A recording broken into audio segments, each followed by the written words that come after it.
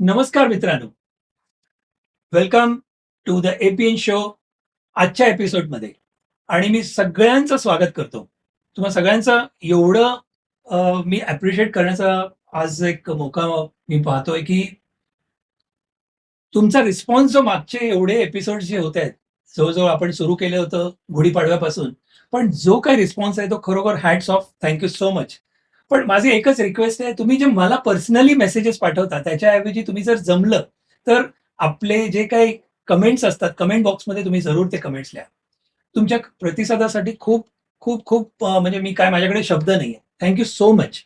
तर आज परत आपण नवीन या आठवड्यामध्ये नवीन गेस्ट त्यांना भेटणार आहोत आणि आजचे सेलिब्रिटी गेस्ट हे असे आहेत, ज्यांचं नाव तुम्हाला कदाचित माहिती असेल, पण इंडियाज मोस्ट म्हणजे नंबर 1 मेकअपच्या इंडस्ट्रीमध्ये म्हणा किंवा बॉलिवूड मेकअप ह्या हिशोबाने जर बघितलं तर ह्या व्यक्तिमत्वाचं एक मोठं कार्य आहे. जवळ-जवळ 50 वर्षाच्या पेक्षाही जास्तचं त्यांचं पूर्ण कार्य चालू आहे. आणि मी काही जास्ती न बोलता तुम्हाला कळलं असेल, की मेकअपच्या इंडस्ट्रीचे बादशाह ते म्हणजे कोण, आणखीन कोण, तर भरत गोडंबे. भरत गोडंबेजी, थँक सो मच आमच्या स्टुडिओमध्ये आल्याबद्दल. नमस्कार, वेलकम, नमस्कार, वेलकम, वेलकम. नमस्कार. आभारी हो. आभारी, आभारी. आणि खरंच मी सांगतो माझ्याकडे शब्द नाही आहेत. आपण कधीपासून आपण आपण ओळखतोय खूप. माझं माझं भाग्य की मी तुम्हाला ओळखतोय खूप वर्षांपासून. येस. पण आज जे भेट होते आणि आज मी तुमच्याकडे जे ह्या इंटरव्ह्यूच्या माध्यमातून आपण काही-काही प्रश्न उलगडणार आहोत. माझ्या टीमनी पण काही प्रश्न काढलेत. तर माझं एक इच्छा आहे की तुम्ही मन मोकळेपणाने आमच्याशी, आमच्या ऑडियन्स बरोबर आणि आमच्याबरोबर गप्पा मारा. आणि आपण गप्पा मारूया म्हणून आपण आज भेटलेलो आहोत. बिलकुल, बिलकुल. का नाही? गप्पा मारू. पण माझा फक्त प्रॉब्लेम आहे की मी एवढा कॅमेरासमोर बोलण्यामध्ये थोडासा संकोच होतो. बाकी असा बिहाइंड द कॅमेरा पुष्कळ बोलतो. ते तुम्हाला माहिती आहे. हरकत नाही. तर माझ्या चुका वगैरे थोडा माफ करा. ऑडियन्स. बापरे बाप! आता चुका कसल्या त्याच्यामध्ये? पहिली गोष्ट बघा, जे जे एक्सपर्ट्स वाक्य रचना म्हणजे हां, हां. काय-काय कधी-कधी एखादा शब्द आपण फेकतो ना, त्याच्यामध्ये कोणाला दुखवू शकतो आपण. हां. त्यासाठी. हो, नाही. आपले ऑडियन्स आमचं जे ऑडियन्स आहे ना, द एपीएन शोचे, ते एवढे म्हणजे काय म्हणायचं, एवढे आपले फॅमिली ओरिएंटेड आहेत आणि फ्रेंडली आहेत, हो, की स्वीट असणार स्वीट. तुमच्यासारखेच. हो. मी काही बोललं तर तुम्ही माझीच तारीफ करताय. तर मी काही नाही बोलणार. आता आपण डायरेक्टली इंटरव्ह्यूला सुरुवात करूया, या पॉडकास्टला सुरुवात करूया. तर माझी इच्छा अशी आहे, तुमची हरकत नसेल तर आपण सुरू करूया हो, हो. पॉडकास्टला. हरकत नाही. येण्यासाठी काही त्रास नाही झाला ना? बिलकुल नाही. आमचा स्टुडिओ पहिला कसा वाटला? स्टुडिओ एकदम झकास, छान. मी बघून इम्प्रेस झालो. म्हटलं वाह! एकदम कलरफुल बनवलंय आणि खरोखर आर्टिस्ट टाइप आहे. आर्टिस्टिक कारण आहे. तुम्ही एवढे मोठमोठ्या स्टुडिओजमध्ये आणि एवढ्या सेटवरती काम केलेलं आहे. त्यामुळे म्हणून म्हटलं, की तुमचं ओपिनियन घेऊन, म्हणजे तुमचं मत घेतलं तर आम्हाला पण जरा एक उत्साह आणखीन वाढेल. Definitely, definitely. मला फार आवडला. सेटअप चांगला आहे तुमचा आणि स्टुडिओ पण चांगला आहे थँक आणि वातावरण एवढं सुंदर आहे. So nice, so nice. Thank so much. आम्हाला खूप बरं वाटलं. येस, आणि वेलकम. आमच्या टीमला जास्ती बरं वाटणार, कारण त्यांनी हे बनवलंय सगळं काही. छान, छान, सो छान. Thank so much. आणि काही सजेशन्स असतील तर जायच्या अगोदर किंवा नंतर पण आम्हाला जरूर सांगा. मित्रांनो, परत एक सांगायचं, आपण या पॉडकास्टच्या अगोदर यांनी काहीतरी, आज मी कसा दिसतोय तुम्हाला कसा, निश्चित काहीतरी मागच्या इंटरव्ह्यूज बघा आणि आजच्या इंटरव्ह्यूज मध्ये बघा, बदल थोडा दिसला का? काहीतरी बदल दिसणार. काय म्हणता? ऑडियन्सलाच प्रश्न हां, विचारा आणि ते तुम्ही सांग. प्रश्न लिहा आणि खाली जरूर जमलं तर लिहा. काहीतरी बदल यांनी केलेला आहे. मी नंतर सांगेन तुम्हाला. एवढासा केलाय, पण तो कदाचित तुम्हाला नोटीस झाला असेल. Yes, yes, yes, yes. नाही, आणि खरंच आहे, हे महत्वाची गोष्ट आहे, की तुम्ही जे मला समजलंच नसतं. मी याच्यामधला झिरो आहे, म्हणजे मेकअप या लाईनीमधला. आपल्याला थोडंसं फायनान्समधलं आणि ह्या गोष्टी थोड्या माहिती आहेत. परत सुरुवात करायच्या अगोदर मी सांगतो, की मी मोठा कोण जर्नलिस्ट किंवा असा इंटरव्ह्यू घेणारा मोठा नाहीये कोणी. तर मी मित्रांना आपण कसे प्रश्न विचारतो किंवा त्या हिशोबाने एक फ्रेंडली वेमध्ये आपण एक गप्पा मारूया. बिलकुल. आणि माझी पण काही कमी जास्त झालं तर सांभाळून घ्या तुम्ही. नाही, नाही. छान. चांगलं करता. मी मागच्या एपिसोड पाहिलाय आणि सगळे सुंदर वाटले मला. वाह! वाह! वाह! सर्टिफिकेट मिळाले मित्रांनो. कुणाकडून सर्टिफिकेट आपल्याला मिळालं, बऱ्याचजणकडून मिळाले. So thank so much. तर आपण पॉडकास्टला सुरू करण्याच्या पहिला माझा प्रश्न असा आहे, की लहानपणापासून तुम्हाला मेकअप आर्टिस्ट व्हायचं होतं का? असं काही मनात होतं का ॲक्सिडेंटली? 2 टाईपने असतात. एक लहानपणी काहीतरी बघितलं आणि मग मी मेकअप आर्टिस्ट, बाबा मेकअपच करायचंय किंवा ॲक्टरच बनायचंय. आणि दुसरं असतं, की मी ॲक्सिडेंटली असं आलो किंवा कुठलं. तर तुम्ही ही एक तुमची जर्नी सांगू शकाल का? की कुठून सुरुवात झाली तुमची आणि कशी? आणि तुमचे काय स्ट्रगल्स, आणि त्याच्याकडून मी शिकेन, आमचे ऑडियन्स पण शिकतील आणि मोटिव्हेशन मिळेल, इन्स्पिरेशन मिळेल. हे वर्ष कुठचं चालू आहे 2025 बरोबर. 2025. आणि मी ज्या साली चालू केलं म्हणजे साधारण काम चालू केलं किंवा या कामाच्या क्षेत्रात आलो त्यावेळेला कोणी तो विचारच करू शकत नव्हता की आपल्याला काय बनायचं आहे आणि काय करायचंय. ऍक्सिडेंटली मी या क्षेत्रात आलो आणि फार चांगलं झालं. मी चालू केलं 1973 ला. ऐकलं का मित्रांनो? 1973 म्हणजे आज जवळजवळ 50 वर्ष होत आहेत. स्ट्रेट माझ्या एसएससी एक्झाम नंतर रिझल्ट आला ना आला माहित नाही, पण मी काम चालू केलं. क्या बात आहे. वा, वा, वा. रिझल्ट आला, पास झालो, पासापुरती मार्क मिळायचे आणि पुढे आलो आणि पुढे कॉलेज जायचं नव्हतं. एवढं 100% होतं कारण ओके. घरची परिस्थिती तशी नव्हती. त्यामुळे काम करायचं होतं आणि घरच्यासाठी 2 पैसे आणायचे होते. तर तिथूनच 73 नंतर मी काम करायला सुरुवात केली. आणि गंमत अशी की माझ्या चाळीमध्ये मी गिरगावचा मी गिरगावकर फेमस ऐका, गिरगावचा आपले आणखीन एक गिरगावकर आपल्याला भेटलेत. आणि सगळ्यात बेस्ट आमचं गिरगाव, ठाकूरद्वार, गिरगाव तुम्हाला सगळं माहिती असेल. खरी मुंबई पहिली कुठपर्यंत होती? दादर, बँड्रापर्यंत. खरंच हां, आणि गिरगाव त्याच्यात प्रमुख होतं. जबरदस्त. मोठी मोठी माणसं. हो, गिरगावमध्ये किती साहित्य, किती कलाकार. जबरदस्त. म्हणजे माझ्याकडे नाव म्हणजे पु. ल. देशपांडे किती किती नावं आणि घ्या. गिरगावात आयुष्य काढलंय ना, बालपण काढलंय, तो कधीच विसरणार नाही. तर थँक्यू गिरगाव. जितेंद्र पण गिरगाव मधले. हो. ते म्हणाले त्या परवा मी बघत होतो, मी पण चाळीत राहणारा 10x10 चकोलीमध्ये असं म्हणत होते. तर त्यांच्यासारखेच स्वभाव माझा आहे की जरूर मी ते आठवणीने सांगतो की मी गिरगावातला. आता अभिमानानं. कारण गिरगावात भरपूर काय दिलं आणि अजूनही बघा जितेंद्र प्रत्येक शोला येतो तेव्हा तो ठासून सांगतो मी की माझे सगळे मित्र मराठी मित्र आहेत. खरं आणि मराठी बोलतात आणि म्हणून मला फिल्म इंडस्ट्रीमध्ये व्ही शांताराम त्यांनी काम दिलं. म्हणजे ते म्हणाले हां. मी मराठीच बोलत होतो आम्ही म्हणे. आपली म्हणजे चांगलं आहे. खूप जे छान. पण कुठून त्याला लक असते ना, कुठून माणूस निघतो आणि कसा निघतो आणि कसे तर गिरगाव अशी होती की गिरगावमध्ये सगळं चांगलं काम पण व्हायचं आणि गिरगावात काय प्रॉब्लेम पण असायचे त्यावेळेला. बरोबर. सगळ्या गोष्टी नसतातच कुठेही. पण तरी काही आठवणी तुम्हाला आहेत गिरगावच्या लहानपणीच्या? आपण लहानपणीचा एक सुरुवातीचा किस्सा बघूया. तर गिरगावात काय माहिती आहे की सगळे सण साजरे व्हायचे आणि एवढे मोठ्या प्रमाणात व्हायचे ना, दहीहंडी, होळी, गणपती, म्हणजे कुठचा तुम्ही सण जो हा आपला हिंदूंचा आहे, सगळा सण सगळे. आणि मोठ्या प्रमाणात मोठ्या. अतिशय उत्साही माणसं आणि इव्हन छोट्या चाळीमध्ये पण आम्ही एवढी धुमाकूळ पण घालायचो आणि आनंद पण घ्यायचं. पॉकेट फाटका असलं तरी चालायचं. एक पैसे कमी पण आनंद खूप मोठा. आनंद मोठा. कारण चाळीमधले म्हणजे बाजूचे सगळे आपल्या घरचेच. ती चाळ म्हणजे आपली घरच. हो, हो. चाळीत राहायचा एवढा आनंद असतो आणि एवढा इम्पोर्टंट असतो की आम्ही गरीबीतले. मी गरीबीतला आणि गरीब होतो.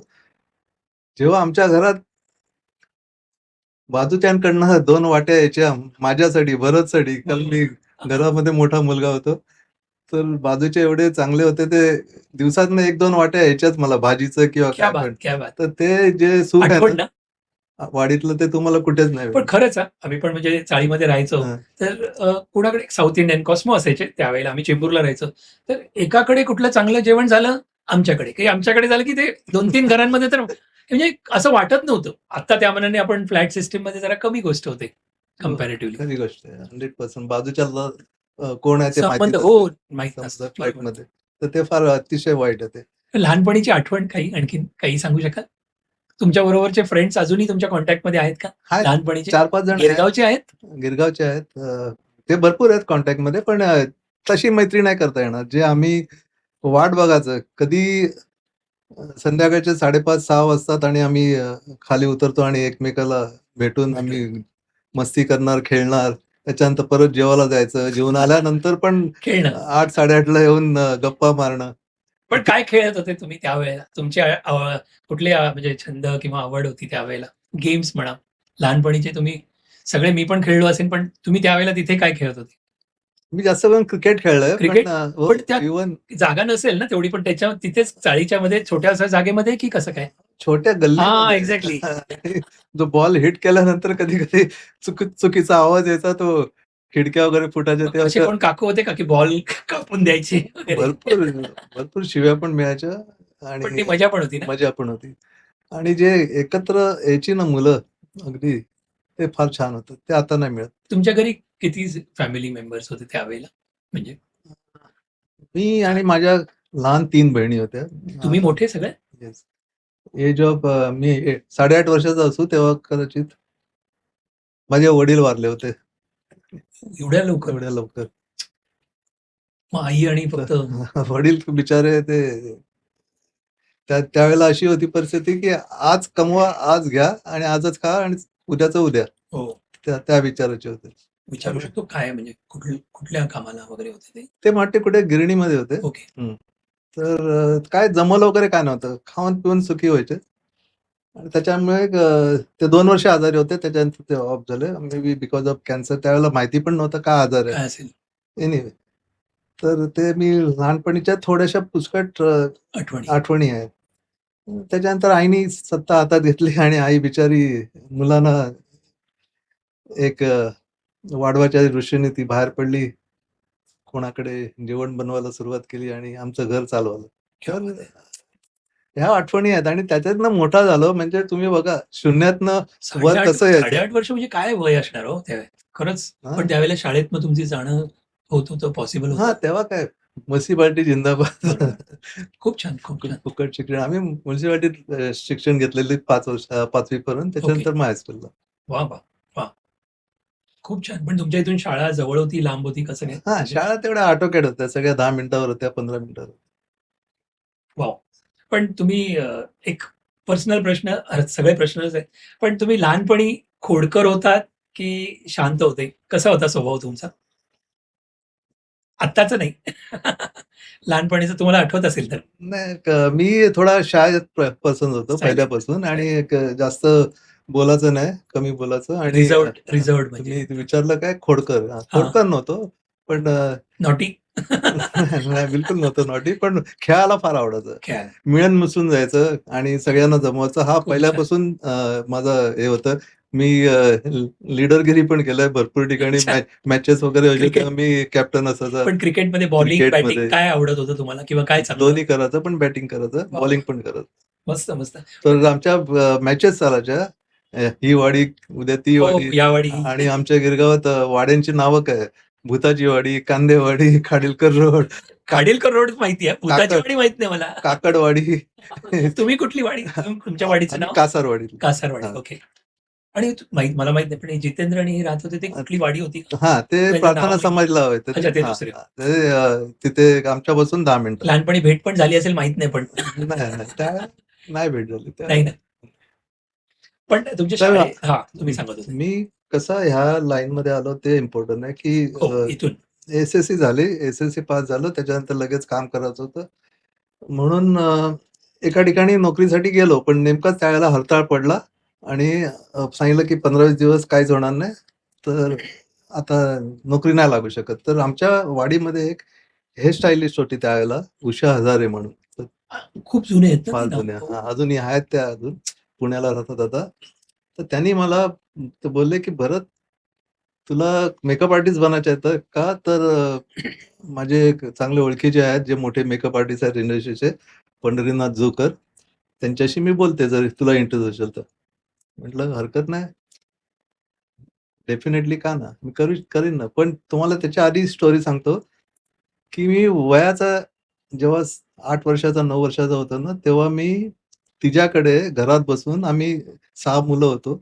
ग्रीटिंग कार्ड करायचो. ती ऑर्डर घ्यायची. दिवाळीची ग्रीटिंग कार्ड, क्रिसमसची ग्रीटिंग कार्ड ती आमच्याकडनं करून घे. तेव्हा त्या हँड पेंटिंगची ग्रीटिंग कार्ड होत्या. हो, तर हो. मी स्वतः स्केच आर्टिस्ट होतो लहानपणी. वॉव! हां, क्या बात त्यामुळे है! तिच्या ते पण ही डोक्यात कला होतं. म्हणजे उपजतच होती तुम्हाला अगोदर असं म्हणायला पाहिजे किंवा 8 वर्षाचं म्हणजे कुठून शिकणार आणि तुम्हाला आवड होती म्हणजे ती. हो, माध्यम लागते ना. आता हे मला उषा हजारेचं माध्यम हो, मिळालं. त्यांनी एक्झॅक्टली. ग्रीटिंग कार्ड्स बिझनेस करत होती ती. आमच्या इथे कार्ड गल्ली होती. खाडिलकर रोडला खाडिलकर ना, तो तर लग्नाच्या लग्नाचे पत्रिका. पत्रिका तिथेच घ्यायच्या. तर तिथे ग्रीटिंग कार्ड्स आणि क्रिसमस कार्ड पण विकली जायची. तर बरोबर. आम्ही हँडमेड करायचो. तर त्याच्यामध्ये तिने मला हेड ऑफ द ग्रुप. ग्रुपमध्ये बनवलं होतं. वाह, वाह, वाह! तर ते वहीवर तास लिहिले जायचे आणि 20 पैसे तास असं का 25 पैसे तास होतं ते. तर त्याच्यावर ते 8 तास, 10 तास किती केलं ते लिहिले जायचे. आणि वॉव! स्पेशली दिवाळीला किंवा क्रिसमसला जास्त तास व्हायचे. खूप छान. तर असं करत वर्षाचे पैसे मिळायचे ते किती मिळायचे माहिती आहे? सांगा साधारण? 20 पैसे मला काय पर पर तास कॅल्क्युलेशन, हो कॅल्क्युलेशन. तर साधारण 550 रुपये मिळायचे वर्षाचे. वर्षाचे 550. हा बापरे. तर 550 रुपयात मी माझा सगळा खर्च काढायचा, शाळेचा, माझ्या कपड्याचा, वर्षाचे सांगताय वर्षाचे है ना? 550 हो. रुपयामध्ये तर माझा खर्च मी काढायचा. तर ती एक कामाची Great, हौस great, लहानपणापासून. great. तेव्हापासून तुम्ही घराची जबाबदारी थोडीशी घ्यायला सुरुवात केली असं म्हणायला हरकत नाही. हो. कारण परिस्थितीमुळे म्हणा किंवा चॅलेंजेस. तर तिने मला पंडितदादांना त्याच्यानंतर भेटून दिले आणि पंडितदादा एवढे जॉली माणूस ना, एवढे खुलकर माणूस ना, त्यांच्यासारखा मी लकी आहे की त्यांच्यासारखा गुरु मला मिळाला. तर क्या बात. हे इम्पॉर्टंट असते लाईफमध्ये, मार्गदर्शन करणारा आणि तुम्हाला राईट पर्सन भेटायला त्या ज्या क्षेत्रामध्ये तुम्हाला जायचं होतं. तर ते त्यावेळेला एकदम मोठे मेकअप आर्टिस्ट होते. ते एवढे मोठे मेकअप आर्टिस्ट होते की जे होते 3-4 त्याच्यापैकी चांगले टॉपचे होते. व्ही. शांताराम, बी. आर. चोप्रा, यश चोप्रा, के. अब्बास यांच्याकडे सगळ्यांकडे कामं केलेली. आणि ते बोलले, "हां." उषाला बोलले, "हां, हरकत नाही, पाठव उद्यापासून त्याला." आणि क्या ते बात आहे. ते मी गिरगावातला आणि ते नाना चौकला राहायचे. वा वा वा. तर ते पण चाळीतच होते, पण त्यांची मोठं घर होतं. तर तिथे मी त्यांच्याकडे जायचो. सुरुवात. पहिला सुरुवात दिवस झाली. आठवतो तुम्हाला? फर्स्ट डे त्यांना भेटल्यावर काय झालं? आठवतो का म्हणजे? आठवतं म्हणजे त्यांना जाण्याच्या अगोदर तुमच्या मनात काय होतं? काही ओपन स्लेट होती ती, रिकामी स्लेट होती, पण कुठल्या मनाने तुम्ही गेलात? काय ना हो, काम करायचे. कामाची गरज आहे. त्यावेळेला काय हे हो, मेकअप हो, आर्टिस्ट हो. वगैरे असे काही मोठे मानाचे नाहीत. आता जे इम्पोर्टंट झालं. पण त्यावेळेला तुम्हाला सांगितलं त्यावेळेला आपल्याकडे चॉईस नसायचं. आपण काय करायचं? मी बरोबर, अशा माझ्यासारख्या मुलांना सांगतो, बरोबर. जे ग्रॅज्युएट वगैरे झालं त्यांच्यासाठी ठीक आहे, बँका वगैरे होत्या. पण असं नुसतं साधं शिकण्याला तर काय तुम्ही नोकरीच करू शकता, क्लार्क बनू शकता किंवा बँकेत बरोबर, बरोबर. पिऊनची जागा मिळेल किंवा काय. एनिवे तर दादांनी मला पहिला दिवस सांगा ना, आठवत असेल तर? तर सांगितलं ना मी तुम्हाला, की मला उषा घेऊन गेली. रूपतारा स्टुडिओ होता दादरला. तिथे पंडितदादा शूटिंग करत होते सुनील दत्त बरोबर. तर त्यांनी उषाने त्यांना तिथे भेटून दिलं आणि हरकत नाही उषा, पाठव उद्यापासून. आपल्या घरी पाठव नाना चौकला. अच्छा. तिथून सुरुवात झाली. वाह! मग पहिली शिकवण काय असेल? म्हणजे मला माहीत नाही, पण आता वेगळं असेल. पण त्यावेळेला पहिलं त्यांनी काही स्टार्ट केलं असेल, तर असिस्ट करायला म्हटल्यावर तुम्हाला तुमच्या बरोबर घेऊन जायचंय तुम्हाला, की कसं म्हणजे? ती काय संधी मिळते बाबा. संधी आपल्याला शोधावी लागते आणि ती उचलायला लागते. ते इम्पोर्टंट आहे. बरोबर, बरोबर. आणि मग त्यांनी सांगितलं, "ये उद्यापासून गावदेवीला नाना नाना चौकात." तर त्यांच्या घरी जायचं. बाहेर 2 अशा बेंच होते. म्हणजे ते मोठ्या पेट्या असतात ना हो, हो, त्याप्रमाणे हो. तिथे एक विग्स, दाढ्या, मिशा वगैरे बनवायचे. कोण? पंडितदादा. अच्छा, म्हणजे ते ते ते इव्हन मेकअप आर्टिस्ट पण होते आणि ते hair he is hair stylist, हे विग पण वीविंग. विणायचे आणि मिशा दाढ्या पण काय करायचे. बात आहे! Wow! He was total allrounder. तर बोलले, "चल भरतला दे काय एक मिशी दाखव कशी विणतात ते." आणि मग तिथे 2-3 मुलं ऑलरेडी होती. मी पण सुरुवात केली. म्हणजे पहिली मेकअप आर्टिस्ट सुरुवात. म्हणून सुरुवात तिथून झाली. केस कसे विणायचे. वाह, वाह, वाह, वाह! पण जस्ट एक विचारायचं, की केव्हा वाटलं, की मेकअप हे काम नाही, पण हेच आपलं क्षेत्र आहे आता? असं कुठला म्हणजे सुरुवात केली पंढरीनाथ त्यांच्याकडे आपण आणि मग त्याच्यानंतर हे तुम्हाला मनात कधी वाटलं, की अरे मेकअपच एक फायनल? डे 1 पासून हो. त्यांच्याकडे म्हणजे गेल्यानंतर दुसरीकडे जाण्याचा विचार नाही पण नाही विचारच केला. नाही, बिलकुल नाही. आपल्याला मेकअप आर्टिस्ट बनायचे आणि ह्यांच्याबरोबर काम करायचे. एवढे मोठे गुरु भेटले. आणखीन ह्याच्यापुढे मला मग तेव्हा तर ते विचारच एक्झॅक्टली. मला वाटत नाही की त्या वयात विचार असे आले असतील असतात. मनामध्ये. बरोबर, मी बरोबर. 18 वर्षाचा असेन, 17.5 वर्षाचा असेन, तर I am a youngest makeup artist असे ते बोलायचे इंडस्ट्रीमध्ये. पण तेव्हा 16.5, 17, 18 वर्षाचा असताना मेकअप आर्टिस्ट झाला. वाह! तर आय एम ग्रेट की दादांची साथ मिळाली आणि दादा मला घेऊन जायचे सगळीकडे. चल गाडीत बस. तिथे जायचे. त्यांचे 4-4, 5-5 अपॉइंटमेंट असायचे दिवसाचे. ते फिरत राहायचे. इथे मेकअप केलं, यांचा मेकअप मी केला. बघितलं जुन्या हां. पिक्चरांमध्ये त्यांची नावं हो. नेहमी असतातच. तर त्या ग्रेटनेस होतं त्यांचे एक मोठमोठ्या हिरोईन पण होत्या. त्यांनी मीना कुमारी बरोबर पण काम केलंय, दिलीप वाह! कुमार बरोबर पण काम केलंय, सुनील दत्त बरोबर केलंय. त्यांच्या आठवणी पण असतील ना, किती तुम्हाला हो. तुमच्याशी कधीतरी सांगितल्या असतील, शेअर केल्या असतील. आठवणी काय, मग ते आम्हाला तर काम करायला पण मिळालं ना. हां. इव्हन हो. दिलीप कुमार बरोबर, सुनील दत्त बरोबर त्यांच्या एवढे मोठे स्टार. फेसेस पण करायला पण मिळाले. त्यावेळेला पहिल्यांदा असा हात कुठल्यातरी एका सेलिब्रिटी बरोबर असा केला तर कुठला, कोण असेल? आठवतंय का म्हणजे तुम्हाला? असं आहे फर्स्ट असं म्हणजे आहे की तुम्हाला इंडिपेंडेंट असं नाही, पण चला ह्या सेलिब्रिटी बरोबर तुम्ही करा असं सांगितलं असं? नाही असं आहे त्यावेळेला 74 ची गोष्ट सांगतो. त्यावेळेला तुम्हाला चेहऱ्याला हात लावणं पण सोडून द्या, तुम्हाला जवळ पण उभं राहायला मिळेल की नाही ती पण खरंच, शंका होती. खरंच. काय काय गुरु लोक असे होते मेल की आणि ते फिमेल म्हणजे लेडीज आर्टिस्ट, हिरोईन्स पण आणि हिरो असतील दोघांनाही असं नव्हतं, हात लावायला मिळत नव्हतं असं. नाही मिळत. त्यावेळेला ओके. तुम्ही ज्युनियर मेकअप आर्टिस्ट आहे, म्हणजे तुम्ही एक मेकअप बॉय आहे म्हणून ते समजायचे. पण आमचे गुरु एवढे मोठे होते ना, तर हं. ते आम्हाला तिथे रूममध्ये पण घ्यायचे आणि रूममध्ये आम्ही उभं राहून मेकअप करताना बघायचं. प्रॅक्टिकल काय काय गुरु ना ते इव्हन रूममध्ये पण घेत नसायचे असिस्टंटला, नवीन असिस्टंटला स्पेशली. शिकवायचंच नाही त्यांना. हा त्यांचा मोठेपणा. ते त्यांनी मेकअप करताना दाखवलं पण आणि नंतर खरा मेकअप करायला मिळाला 2-3 वर्षानंतर. ओके. 2-3 वर्षानंतर. हां, असं इझिली लवकर पण लवकर तरी नाही. पहिल्यांदा कोणाचा तुम्ही कोण सेलिब्रिटी होते ते? तर सुरुवात आठवत असेल तर? तर 1, सुरुवात 2, 3 किंवा सेलिब्रिटीचा कोण लगेच मेकअप करू शकत नाही. नॉर्मल आर्टिस्ट असतील, कॅरेक्टर एक आर्टिस्ट असतील किंवा एक ते कंपन्या भरपूर करायच्या. पंढरी जोकरनं हे मोठमोठ्या कंपन्या करायच्या. बी.आर. फिल्म, यशराज फिल्म, की त्या अ, कंपनीचा मेकअप मॅन. अशा जे 7-8 कंपन्या येतात, तर त्याच्यात आम्हाला काम करायला मिळायचं आणि त्याच्यात जे कॅरेक्टर आर्टिस्ट असायचे ना, त्यांचं मेकअप करायला मिळालं. ज्युनियर आर्टिस्ट बोला. त्यांचं. बरोबर, तर सुरुवातीला. त्यांच्याकडून. तर ते चांगली सुरुवात झाली. तिथून प्रॅक्टिसच आहे ना ती त्याच्यानंतर पण. हां. खूप छान. पण नॉर्मली तुम्हाला आता तरी परत तोच प्रश्न, की पहिल्यांदा असं कोण सेलिब्रिटी असं कुठल्या म्हणजे 2 वर्ष झाली तुम्हाला करायला मिळालं. पण नंतर स्वतः तुम्ही सुरुवात कधी केली, की सेलिब्रिटींना मेकअप करणं? किती वर्षांनी तो योग आला म्हणजे? दादा ना त्यावेळेला भरपूर 4-5 हिरोईनकडे काम करायचे as a personal makeup artist. तर त्यावेळेला लोकांना आपल्या माहिती असेल, पण तुम्ही आता सांगितल्याप्रमाणे एक असतो कंपनीचा मेकअप मॅन म्हणून असतो. अजूनही पण मला वाटतं तसं चालत असं असेल हो, तेच आणि एक कॉमन कंपनीचा म्हणजे सगळे जे काही कंपनी आणि एक आहे पर्सनल मेकअप मॅन म्हणून असू शकतो. एक special makeup artist for ladies individual ladies artist किंवा हिरो किंवा हिरोईनला त्याला ते डायरेक्टर आणून द्यायचे. आणून द्या. तर ती सुरुवात झाली होती 76-75 नंतर. ओके. तर दादांची हिरोईन होती एक परवीन बाबी.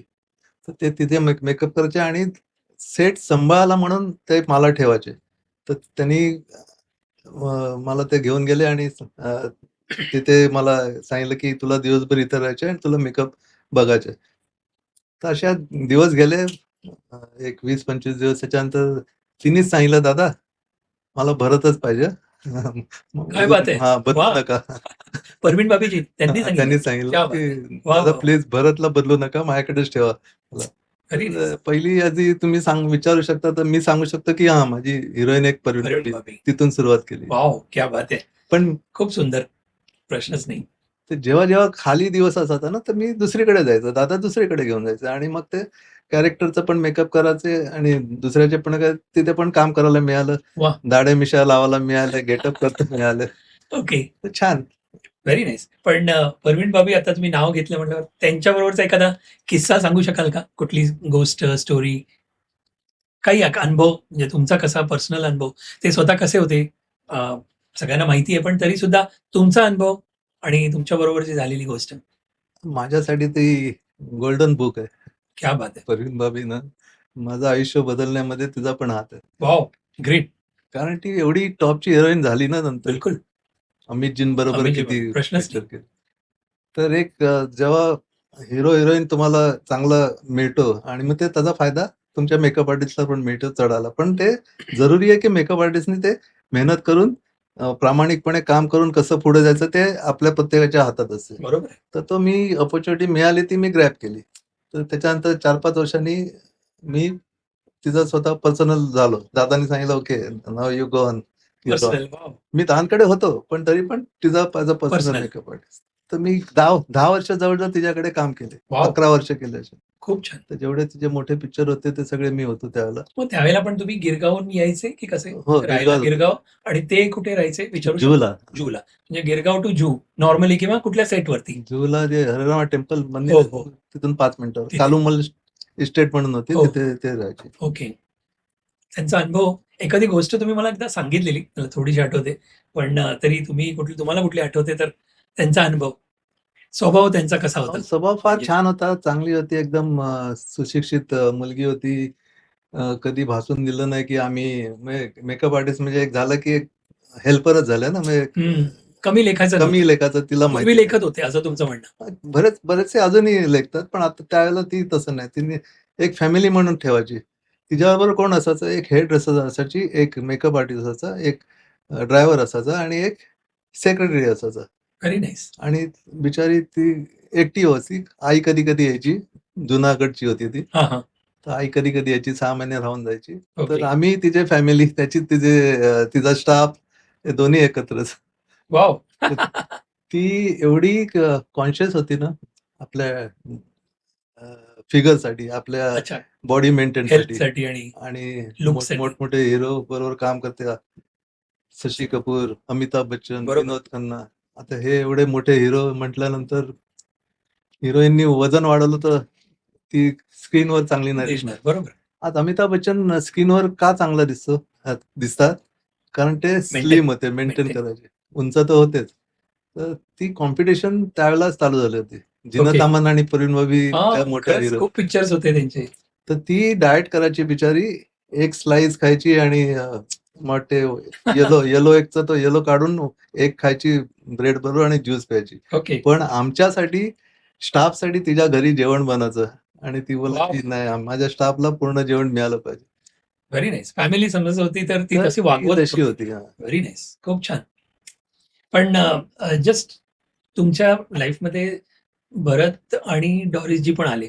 तर ते तुमचे दोघांचे टीम म्हणून कशी सुरुवात झाली? असंच भेटणं सुरुवात झाली, की पहिली म्हणजे कुठल्या मूव्हीपासून असेल, कुठल्या इव्हेंटपासून असेल सुरुवात झाली? तर मी सांगितलं ना, पंडितांकडे एक भरपूर वेगवेगळी कामं करायला मिळाली. पंडितांबरोबर भरपूर फिल्म फिल्म पण केले, आर्टिस्ट पण केले. जेव्हा परिणबाई फ्री असायची तेव्हा मी दुसरं काम करायचं. त्याच्यानंतर 80 पासून जेव्हा परिणबाई जेव्हा इंडिया सोडून गेली होती, जेव्हा तिला दुसरीकडे जाऊन राहायचं होतं, मला वाटते कबीर बेदी बरोबर लग्न पण केलं होतं हो, तिने. हो. तर ती कबीर बेदीवर इटलीला गेली. तेव्हा मी फ्री झालो होतो. हं. तेव्हा मला ॲडव्हर्टायझिंगमध्ये काम करायला मिळालं. ओके. तर ॲडव्हर्टायझिंगमध्ये आमची भेट झाली होती. हा लाईट बंद होता का आता? हां, बरोबर. बघून घ्या मग. तुमचं पण लक्ष राहून द्या. ठीक आहे. असं होत असतं मित्रांनो मध्ये-मध्ये. येस. तर पण त्यावेळेला म्हणजे तुमची त्यांच्याबरोबर हो. भेट झाली आणि मग टीम तुमची फॉर्म झाली राइट, त्या हिशोबाने. ते हेअर ड्रेसिंग करायचे आणि तुम्ही मेकअप राइट. आणि दोघांची ह्या मेकअप आर्टिस्ट आणि हेअर ड्रेसिंग हे दोघांचे मिळूनच कुठल्यातरी कॉम्बिनेशननी चांगलं प्रेझेंटेबल होऊ शकतो कुठलाही हिरो, हिरोईन बरोबर ना? टीम वर्क आहे आणि टीम वर्क. दोन्ही दोन्ही काय चारही कामं चांगली झाली तर ते ट्युनिंग चांगलं एक्झॅक्टली. त्याचं रिझल्ट त्याचा चांगला येणार. हेअरस्टाईल, मेकअप, ड्रेस डिझायनर आणि प्लस आर्टिस्टचा चेहरा ते इम्पॉर्टंट आहे. ऐकलं मित्रांनो, आर्टिस्टचा चेहरा सुद्धा इम्पॉर्टंट आहे असं ते म्हणतायत. पण आपण आता यांना प्रश्न विचारूया. मला एक विचारायचं आहे, की त्यावेळेला एवढे तुम्ही आत्तापर्यंत असे खूप artist, celebrity with due respect. पण कुठला चेहरा असा होता, की काही करायलाच लागत नव्हतं? असं होतं का कुठला चेहरा? की कमीत कमी म्हणजे सगळ्यात कमीत कमी मेकअप म्हणा असं कोणाचं करायला लागायचं असं काही तुम्ही सांगू शकाल? कमीत कमी मेलमध्ये, हिरोमध्ये म्हणा किंवा हिरोईनमध्ये म्हणा तुम्ही सांगाल तसं? आता असं आहे ना, की पहिली गोष्ट म्हणजे मी फिल्ममध्ये काम करायचो. तर फिल्ममध्ये जो कॅरेक्टर पहिली असतो, जो पहिला अर्थात तुम्ही इंडिपेंडेंटली परवीन बाबीजी बरोबर काम केलं त्यावेळेला पिक्चरचं नाव आठवतं कुठलं? त्यावेळेला सुरुवात एखादं? म्हणजे आपल्या एजचे काही वेगवेगळ्या एजचे जे त्यावेळचे असेल त्यांनी बघितलेलं त्यांना आवडेल. अच्छा. मी तिचे पहिले 2-3 फिल्म नाही केल्या. हां. त्याच्यानंतर काला सोना, त्याच्यानंतर भवर वगैरे काहीतरी ते मला वाटतं हां, माहीत नाही, लक्षात नाही. हां, भवर होतं. भवर होतं. त्याच्यानंतर आणखीन म्हणजे त्यापासून अमर सुरुवात अकबर झाली. अँथोनी वगैरे ते त्यावेळेला तुम्ही होता? नंतर आले. ते नंतर आले ना? तुम्ही होता त्यावेळेला? ते होतं. हां, अमर ओके. अकबर अँथोनी, नंतर प्रकाश मेहराचं, प्रश्नच नाही. अ, हो, हो. खूप. नंतर शान हो, हो, अभय हो. शांत. सिद्धीचं. त्यावेळेला पण तुम्ही हो, होता? हो. हो, हो, हो. ग्रेट. हे सॉलिड. म्हणजे माझ्या समोर आता काला पत्थर जरूर आपण प्रेक्षकांना जरूर ते चित्र दाखवूया नंतर. पण खरंच शहानबीन तुम्ही सुंदर दिसत होते. म्हणजे परवीण बाबीजी. Very nice. ग्रेट. पण आता तुमचे जस्ट ह्याच्यामध्ये हे सगळं चालत असताना त्यामध्ये काही अडचणी येत होते का तुम्हाला? नुसतं चांगलं-चांगलं नसतं ना. आपल्याला वाटतं की सगळं चांगलं आहे. पण तरीसुद्धा काहीतरी अडचणी त्यावेळेला पण असू शकतात. अगोदरपेक्षा कमी असतील, पण तरीसुद्धा वेगळ्या अडचणी काहीतरी अशा कधी आल्या का हे बघा, तुम्हाला? हे मी प्रेक्षकांसाठी सांगतोय, की जी संधी मिळाली असेल ना, ती ग्रॅब करायला पाहिजे. आता समजा पंडितदादांकडे तेव्हा 1 डझन असिस्टंट होते. हं. पण ते 1 डझनच्या 1 डझन आर्टिस्ट माझ्यापर्यंत जी पण आज जे मी मी बोलणार होतो आता, पण म्हणलं पण- काहीतरी ॲरोगन्सी वाटेल. म्हणजे सगळ्यांचे भरत गोडंबे झाले नाहीत, भरतजी झाले नाहीत. म्हणजे त्या एवढ्या लेवलपर्यंत पोहोचतात. प्रत्येकाचं एक वेगवेगळं असेल काही. तर त्याचं कारण तेच असते की तुमची मेहनत, तुमचं प्रामाणिकता पण किती आणि किती तुम्ही तत्पर आहात काम करायला. तर ते महत्वाचं आहे आणि ते मी ग्रॅब करायचं. मित्रांनो, हा पॉइंट आपल्याला हा शिकायचा आहे, important आहे. की कुठल्याही सक्सेसमध्ये आपल्याला एक तर बघायचं आहे, की प्रामाणिकता, दुसरी गोष्ट कन्सिस्टन्सी ज्याला म्हणतो आपण, किंवा आपण म्हणतो की डेडिकेशन कामाच्या मध्ये, जे आता आपण ऐकलं भरतजींनी सांगितलं. आणि म्हणून आपण कुठल्याही वेळेला त्या समोरच्या व्यक्तीच्या मनामध्ये एक घर तुम्ही केलं असेल, है ना, हो, घरच्यासारखं. जेव्हा ते आम्ही टायमाजवळ टाइम झाला निघालो असं वगैरे काही नाही, प्रश्नच नाही. सेटवर काम करायचं, जर समोरच्यानी डायरेक्टरने आवाज देण्याच्या आधी आपण तिथे हजर असणं ते इम्पॉर्टंट आहे. मग तेव्हा ते मग तो आवडीचा व्यक्ती बनतो. मनात होते, पंढरी मेरे को यही चाहिए next time. Exactly, exactly. Reason हे होते. म्हणजे तुमचं त्याच्यासाठी तीक्ष्ण सगळं पाहिजे, तुम्ही पण अलर्ट पाहिजे, की पंडितांकडे असे 4-5 आर्टिस्ट Very nice. असिस्टंट निघाले ते आणि ते सो नाही, सो नाही. दादांची भेटणं होते आता का कसं? दादा गेले. गेले, सॉरी. पण मी भेटलेलो त्या शो मध्ये, तुम्ही त्यांना बोलवलं. आपण नंतर फोटो राऊंड मध्ये बघूया. पण म्हणजे भेटलो, म्हणजे मी बघितलेलं त्यांना. तर दादांचे संबंध माझे शेवटपर्यंत चांगले होते आणि शेवटपर्यंत भेटीगाठी होती. मी जेवढे माझे स्वतःचे शो केले, BND हो, अवॉर्ड एक्झॅक्टली. किंवा मी माझे जेवढे स्टेज शो केले, प्रत्येक शो मध्ये पंडित दादा असायचे मी बघितलं. आणि माझी आई असायची. आईकडनं लाईट लावून घ्यायचे. सगळ्या हिरोईन बरोबर ती मध्ये असायची. क्या बात आहे. वा वा वा, ते मस्त मस्त. मी विसरणार नाही अशा ज्या मोठ्या व्यक्ती आहेत ना, पंडित दादा सारखे किंवा उषा हजारे सारखे. अजूनही उषा हजारेंशी माझे संबंध आहेत. ते आहेत ना हो अजून? आहेत, पुण्याला आहेत. ते तुम्ही म्हणालात की ते पण या शी वॉज हेअरस्टाईलिस्ट. हेअरस्टाईलिस्ट. पण मग ते नंतर पण करत होते हेअरस्टाईल? करत आहे भरपूर.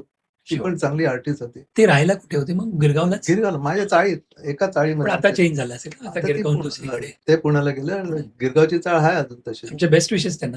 हो, जरूर सांगा थँक्यू. आमच्या सगळ्यांच्या वतीने. जरूर. कारण त्यांनी जो एक बोट दाखवलं, आणि त्याच्यानंतर आज तुम्ही आले, म्हणजे इकडेपर्यंत या मुकामापर्यंत आलात. प्लस इंडस्ट्रीला पण किती छानपैकी मेकअप म्हणून तुम्ही भेटलात. So it is all destiny. Yes, खरंच yes. खरंच. कधी असं वाटलं की बस आता नाही जमणार, असं कधी मध्ये आलं का? असं मी परत त्याच्याच वरती येतोय, की नॉर्मली आपण बघतो लाईफमध्ये कुठलंही जीवन सरळ नसतं. तर सरळ चालू असं मध्येच काहीतरी येतात. खड्डे म्हणा किंवा पण मग त्याला डॉज करून पुढे जातो. तर तसं हे सगळं चांगलं चाललेलं.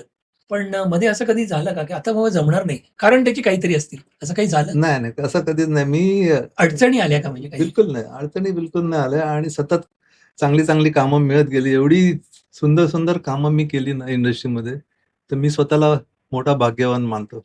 क्या बात आहे. खूप छान, खूप छान. आता मी सांगू काय कामं केली ते सांगा ना. आपल्या प्रेक्षकांना ऐकायला आवडेल, आम्हाला ऐकायला आवडेल. सांगा ना. मिस इंडिया मी करायचं. टाइम्स ऑफ इंडिया प्रदीप गुहा डायरेक्टर होते. तर मी 93 पासून मिस इंडिया करायला लागलो. जवळजवळ 10 वर्ष केली. बात आहे. आणि त्या 10 वर्षामध्ये इंडियाला 7 क्राऊन मिळाले. Wow. पहिला क्राऊन मिळाला मिस युनिव्हर्सल हो. सुष्मिता सेन, सुष्मिता सेन. मिस वर्ल्ड ऐश्वर्या, लारा दत्ता, प्रियांका चोप्रा, सगळे तुमच्या सगळे माझ्या हातातनं गेलेले आहेत. खरंच किती we feel very proud. Yes. आपण त्या फोटो राऊंड मध्ये जरूर आपण ते पाहूया. पण व्हेरी नाईस. खरंच तो मोठा इव्हेंट असायचा. फार मोठा आणि फार इम्पॉर्टंट होता. त्यावेळेला इंडियाची ग्रोथ झाली आणि मोठमोठ्या कंपन्या इंडियामध्ये आले. कॉस्मेटिक, कपड्याच्या इंडस्ट्री पण वाढली. Industry कॉस्मेटिक वाढली. इंडस्ट्री. इंडियाला 7 क्राऊन मिळाले त्यात 7-8 वर्षामध्ये. तर ते त्याच्यामध्ये मी होतो आणि ते मिस इंडिया करता मी मोरीन वेळाचं ग्लॅडरॅक सुपर मॉडेल हो. पण करतो. ते पण फार मोठा शो होता. जेंट्स असायचं. ते लेडीज अँड जेंट्स ग्लॅडरॅक्स मला लक्षात होते की मस्त असे हँडसम. ते जरा personality. वेगळ्या टाईपचं होतं पण मस्त मजा आली. हो. त्याच्यातनं ती लारा निघाली, बऱ्याच 4-5 मुली निघाली. जॉन इब्राहिम निघाला. जॉन इब्राहिम खरंच. आणि अर्जुन रामपाल पण मला वाटते, पण कारण he was a model only ना पहिला. तर अशा सगळे मोठमोठे हिरोईन आणि ऍक्टर निघतात. असे शो केल्यानंतर मिस्टर इंडिया मी करायचा भरपूर वर्ष करायचं. मिसेस इंडिया करायचं. पण हे कुठे व्हायचे शोज नॉर्मली? हे सगळे मुंबई मोठमोठ्या हॉटेलमध्ये किंवा इव्हेंटमध्ये. मुंबई का मुंबईच्या बाहेर पण व्हायचे? बँगलोर पण व्हायचे ना? तर मिस इंडियासाठी आम्ही 4 शो करायचा. एक गोव्याला, एक कलकत्त्याला, एक चेन्नईला, बंगलोरला. दरवर्षी असे 4 शो करत फायनल शो बॉम्बेला असायचा. पण तुमचं फिरणं पण मग खूप होत असेल त्यावेळेला. फिक्स नाही. वा वा वा. पण कठीण काळात तुम्हाला बळ कुठून मिळालं? असा कठीण काळ मी पाहिलाच नाही. वा, असं बघा, असं पण म्हणणार आहे तुम्ही. म्हणता म्हणजे तुम्ही आता एवढ्यापर्यंत सांगितलं, पण कठीण काळच नाही, म्हणजे ऑलवेज हसत राहणं आणि आहे त्याला सामोरं जाणं. जो मेहनती माणूस आहे ना आणि जो चांगल्या विजननी पुढे जातो ना, त्याला कधी कठीण काळ येणंच शक्य नाही. मित्रांनो, ऐकताय ना? हा परत एकदा डायलॉग सांगा. जे कोणी म्हणत असेल की बाबा किती लाईफ इज सो हार्ड, अशा वेळेला हे वाक्य खरोखर तुमचं मोटिवेशनल आहे. हो, खरी गोष्ट आहे. तुम्ही मेहनत करत राहा, तुम्हाला काम मिळणार. हां. त्रास येत असतात, पण तेव्हा खाली खचून जाणं जरुरी नाही. तेव्हा कॉम्पिटिशन कमी होती हो. आता कॉम्पिटिशन आय एम जास्त आहे. Lucky for that. हो ना? आता कॉम्पिटिशन फार वास्ट आहे. आता कठीण आहे असं म्हणायचं आता का? कठीण आहे, आता कठीण आहे.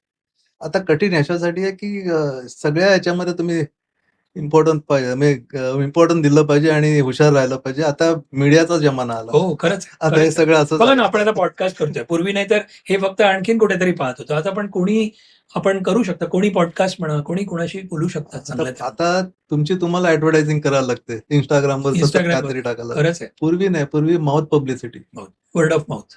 परत मी मेकअप कोणाचा केला तर तेही 4 जणांना सांगणार आणि खरंच. मग तिथून मला फोन येणार. बरोबर, बरोबर. पण सुरुवातीला पैशांची अडचण आली का?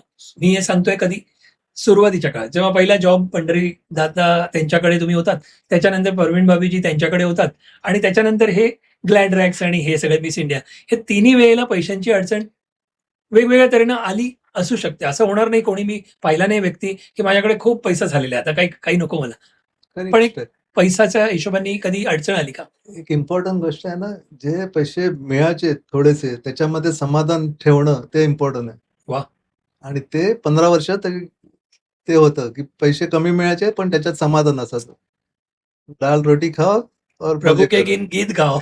असं गाणं होतं ना, डाल रोटी खाओ प्रभू के ते गीत. 15 वर्ष तसे केले. त्याच्यानंतर मग ते काम रिअल टाईमला सुरू झालं. त्याच्यामध्ये काम पण चांगलं मिळायचं आणि पैसे पण चांगले मिळायचे आणि मग ते ग्रोथ होत पण गेली. त्यावेळेला वाचवायला मिळायचे पैसे तुम्हाला? असे उरायचे का पैसे? किंवा अशी बाबा आले पैसे उद्यासाठी म्हणून असं कधी ठेवण्याची आता मी बघा समाधानी तर ठीक आहे, पण अशी काम किती साली चालू केलं? 73. 73 ला आणि मी सांगतो 93 नंतर मी चांगला काळ. पैसे जमवायला सुरुवात केली. त्याच्यामध्ये तुम्ही पण भेटले होते. हो. मित्रांनो, ऐका, मी आणि तेव्हापासून ओळखतो यांना. माझं नशीब. खरंच. तुम्ही जे प्रपोजल घेऊन आलात माझ्याकडे, पण ते आमच्या डोक्यावरनं जायचं. पण आज जर तुमचं ऐकलं असतं तर कदाचित मोठी रक्कम घेऊन मी बसलो असतो. तर हे फार इम्पॉर्टंट आहे. हे जे LICचं करतात. हां, Insurance तुम्हाला सांगतो इन्शुरन्सचं जे करता तुम्ही ते फार इम्पॉर्टंट आहे. पण ते कुठच्या काळात इम्पॉर्टंट आहे एवढं लक्षात ठेवा.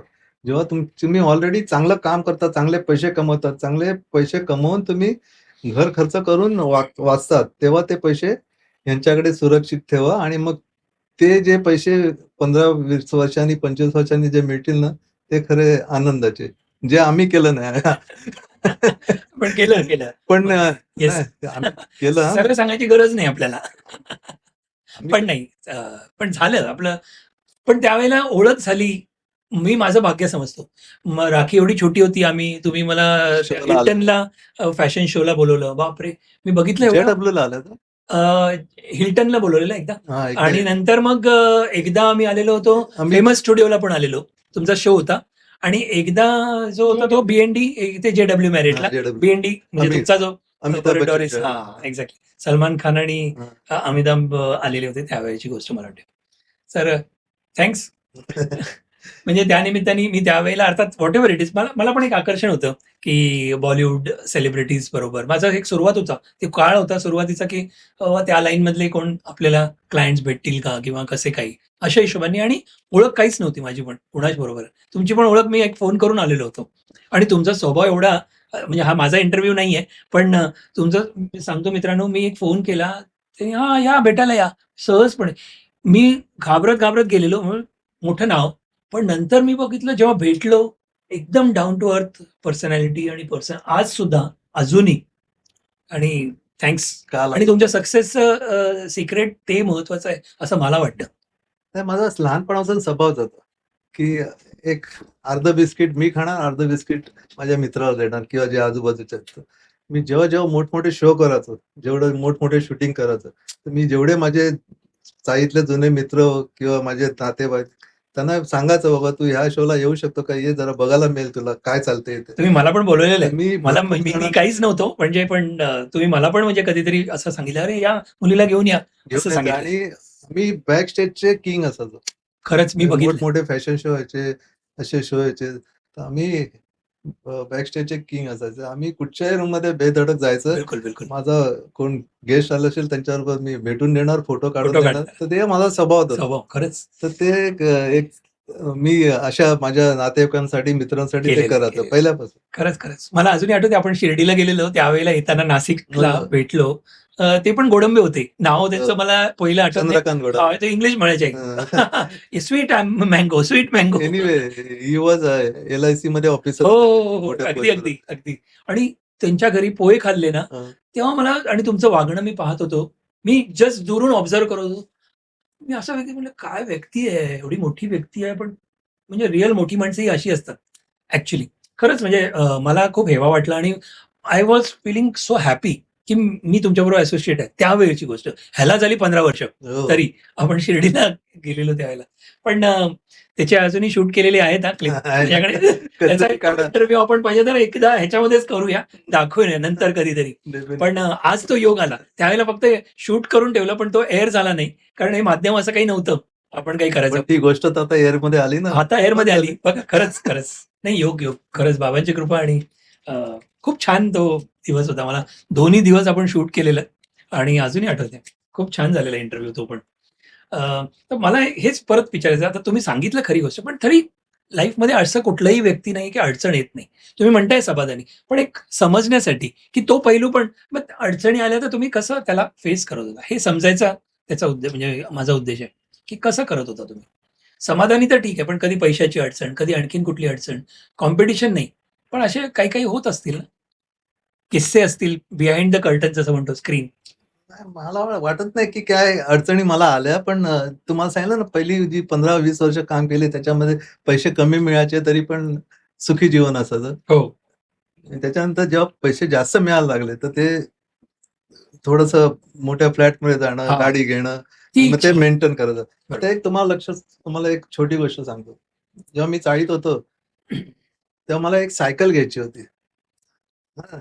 तर मी विचार करतो, बाबा सायकल घेतो, ₹250 सायकल येईल, पण त्याचा टायर बदलायला मला पैसे असतील की नाही पुढे? बरोबर, बरोबर. तरच मी ती सायकल घेईन. एक्झॅक्टली. त्याच्यानंतर मग टू व्हीलर घेतली. तेव्हा पण तोच प्रश्न आला, की पंक्चर काढायला पैसे असतील की नाही? असं खरंच, खरंच. असा पण ते विचार. बेस तुमचा फाउंडेशन जो आहे तो अशा व्यक्तींचा जो स्ट्रॉंग होतो किंवा जसं लाईफ आपण इझिली नाही केलं. सुरुवातीपासून 0 पासून तुम्ही आज इथपर्यंत आलात. त्यामुळे त्याचं महत्त्व माहिती आहे तुम्हाला. आताची पिढी काय करते माहिती आहे, की ती नोकरी लागली, हां, ₹1,00,000 पगार आहे, लगेच लोन घेतलं आणि फ्लॅट घेतला किंवा गाड्या. मोठी गाडी घेतली आणि मग ही ते कॉमन गोष्ट आहे. हे करत राहा आणि मग तो प्रॉब्लेम. मग ते लाईफस्टाईल मेंटेन करण्यासाठी त्यांना चॅलेंज खूप होतो आणि मग फ्रस्ट्रेशन येतं वगैरे, वगैरे. मी त्याचं नाहीये. म्हणजे आमच्या त्यावेळची बरोबर, पिढी. बरोबर, बरोबर. मी आताचं पण साधारणपैकी तसाच म्हणजे. तर ठीक आहे, प्रत्येकाचे आपापलं हे आहे. मला आपली भीती घडण तशी झालेली होती म्हणून असेल. मला भीती काय वाटली माहितीये, की ही फिल्म लाईनमध्ये पुष्कळ हां. जणांनी सांगितलं, की बाबा ही 8 दिवसाची चांदणी आहे, त्याच्यानंतर अंधेर आहे. अंधेर. हो, हो, हो, हो. तर ती भीती होते. म्हटलं मग पुढे काय करायचं? आईला हां, तर मी एक तेव्हाची गोष्ट सांगतो. जेव्हा मी दादांकडे लागलो आणि त्याच्यानंतर मी कधीतरी 4-5 दिवस घरी असलो ना, 3 दिवस घरी असलो, ती आईला काळजी वाटायची, की माझा मुलगा घरी कसा? नोकरीला जात नाही. त्यांना मग पण तिला चिंता वाटायची. तर मग तिला पण कसं समजवायचं? म्हटलं, "हां, आई असं होते फिल्म लाईनमध्ये कधी काम असतेच." नोकरी अशी नाहीये ना, फिक्स दररोज फिक्स जायचंच नाही. 9 ते 5 असं काही. तर मी जेव्हा कमवायला लागलो ना, तर मला जेव्हा ₹700-800 मिळायचे महिन्याला, तर मी फक्त तिच्या हातात ₹250 द्यायचो. "ह्या घरचं." पुढच्या वेळेला द्यायलाच हां, ते सांभाळून ठेवायचं. मस्त. खूप छान. तर ते दाखवून दिलं ना, की मला किती मिळतात म्हणून. बरोबर. नंतर जास्त मिळाले, मग 250चे मी थोडे 500 केले. मग थोडेसे जास्त जास्त. मिळाले, मग 750 केले. ₹1000 पर्यंत तिच्या हातात दिलेला आहे घर वाह! खर्चाचा. वाह! हां, तर त्यांना पण किती आनंद झाला असेल. ते इम्पोर्टंट आहे, की आपण आपला जो आतला प्रॉब्लेम आहे, तो आईकडे ठेवायचा नाही. कारण नाहीतर ती विचार करत बसेल, की माझा मुलगा बिचारा पुढे आज काम मिळालं, उद्या नाही मिळालं तर? अरे रे! बरोबर, बरोबर. खरं. पण त्यांनी ती गिरगावची गोष्ट पण पाहिली आणि नंतर आता इथपर्यंत शोपर्यंत किंवा सगळे हे मिस युनिव्हर्स आणि म्हणा किंवा हे तुमचे जे टॉप सेलिब्रिटीज बरोबर पण तुम्ही काम केलं, तर त्या शोमध्ये पण त्यांना बाजूला सगळे सेलिब्रिटी आणि ते होते. तुम्ही हो, म्हणालात. प्रत्येक कसं म्हणजे आनंद तर निश्चित झाला असेल, पण किती मस्त वाटलं असेल त्यांना. त्यांनी कधी बोलून दाखवलं? नाही ती बिचारी गावची ती काय बोलून दाखवणार. पण तिला तुमचं गाव मनातनं कुठलं विचारू शकतो? माझं खरं गाव म्हणजे काहीच नेटिव्ह नाहीये. Native place? आम्ही बोलतो की आम्ही रत्नागिरीचे. ओके. माझे मे बी आजोबांचे आजोबा तिथूनचे असतील आणि आई इथूनची रेवदंडाची होती. ओके. वडील मुंबईचेच होते. मग सांगायला रत्नागिरी, पण तेव्हा काहीच नव्हतं. मुंबईमध्येच. मग जेव्हा मग मी मोठा झालो, वाटलं की आपलं स्वतःचं पण एक घर असावं, बंगला असावा, तर मी मुलीला घेऊन एक दिवस अलिबागला गेलो होतो. रेनिसनमध्ये माझी ब्राईड होती. हं, हं. मग तेव्हा 4-5 जागा बघितल्या, तर तिला एक जागा आवडली. आईला? नाही, मुलीला? माझ्या ओह! मुलीला. हो, हो. ती बोलली, "पप्पा, ही मला आवडली जागा, ही फायनल कर." क्या बात है! हां, हां. वाह, वाह, वाह! तर मी एक छोटासा 7 गुंठ्याची जागा घेतली आणि तिथे बंगला बांधला. वाह, वाह! जाणं आता होतं मी तुमचं कधी? अलिबागला वर्सोलीमध्ये माझं घर आहे. वाह, वाह! पण हो, जाणं होतं असं कधी? जातो. वाह! 1.5-2 महिन्यांनी जातो. वाह, वाह! नंतरच्या काळामध्ये मी मित्रांना घेऊन जायला लागलो. 5-6 मित्र असायचे आणि अजून पण जात होतो. बिचारे दोघं-तिघं मित्र आजारी पडले, तर आता कमी झालं जाणं, पण मी जातो. राईट.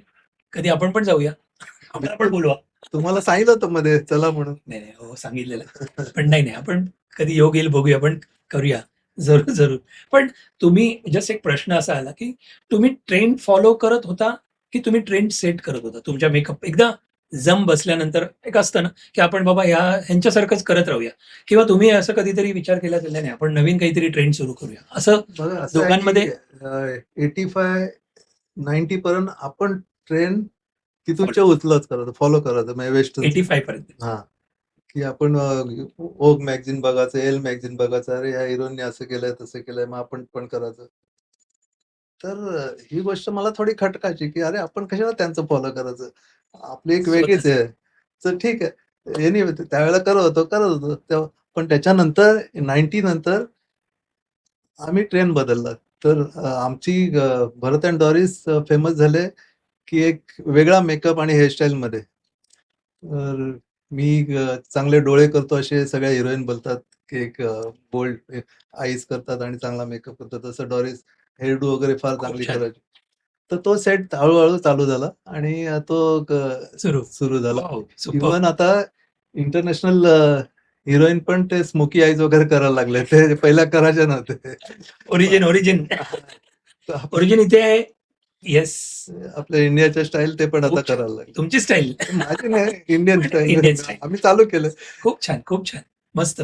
पण हा विचार येणं पण जरूर आहे, की आपलं काहीतरी सुरू करणं, आपली एक छाप असं म्हणून, ते है ना? इव्हन जेव्हा आम्ही फॉरेनला जायचो ना, तर फॉरेनला आमचं काम झाल्यानंतर आम्ही कुठे फिरायचं, तर जिथे हेअरस्टाईलचं किंवा कुठे मेकअपचं बघायला मिळेल तिथेच आम्ही फिरायचो. भरपूर. आणि तेव्हा मग डोक्यात आलं, की नाही भरत, या फिल्म लाईनचा भरोसा नाही, आपला स्वतःचा काहीतरी बिझनेस करायचा आणि काहीतरी करायला पाहिजे. म्हणून मी आणि माझ्या बायकोनी B&D प्रॉडक्ट चालू करायचा विचार केला. त्यांचं नाव डॉरिस आणि ते पण one of India's top hair stylist.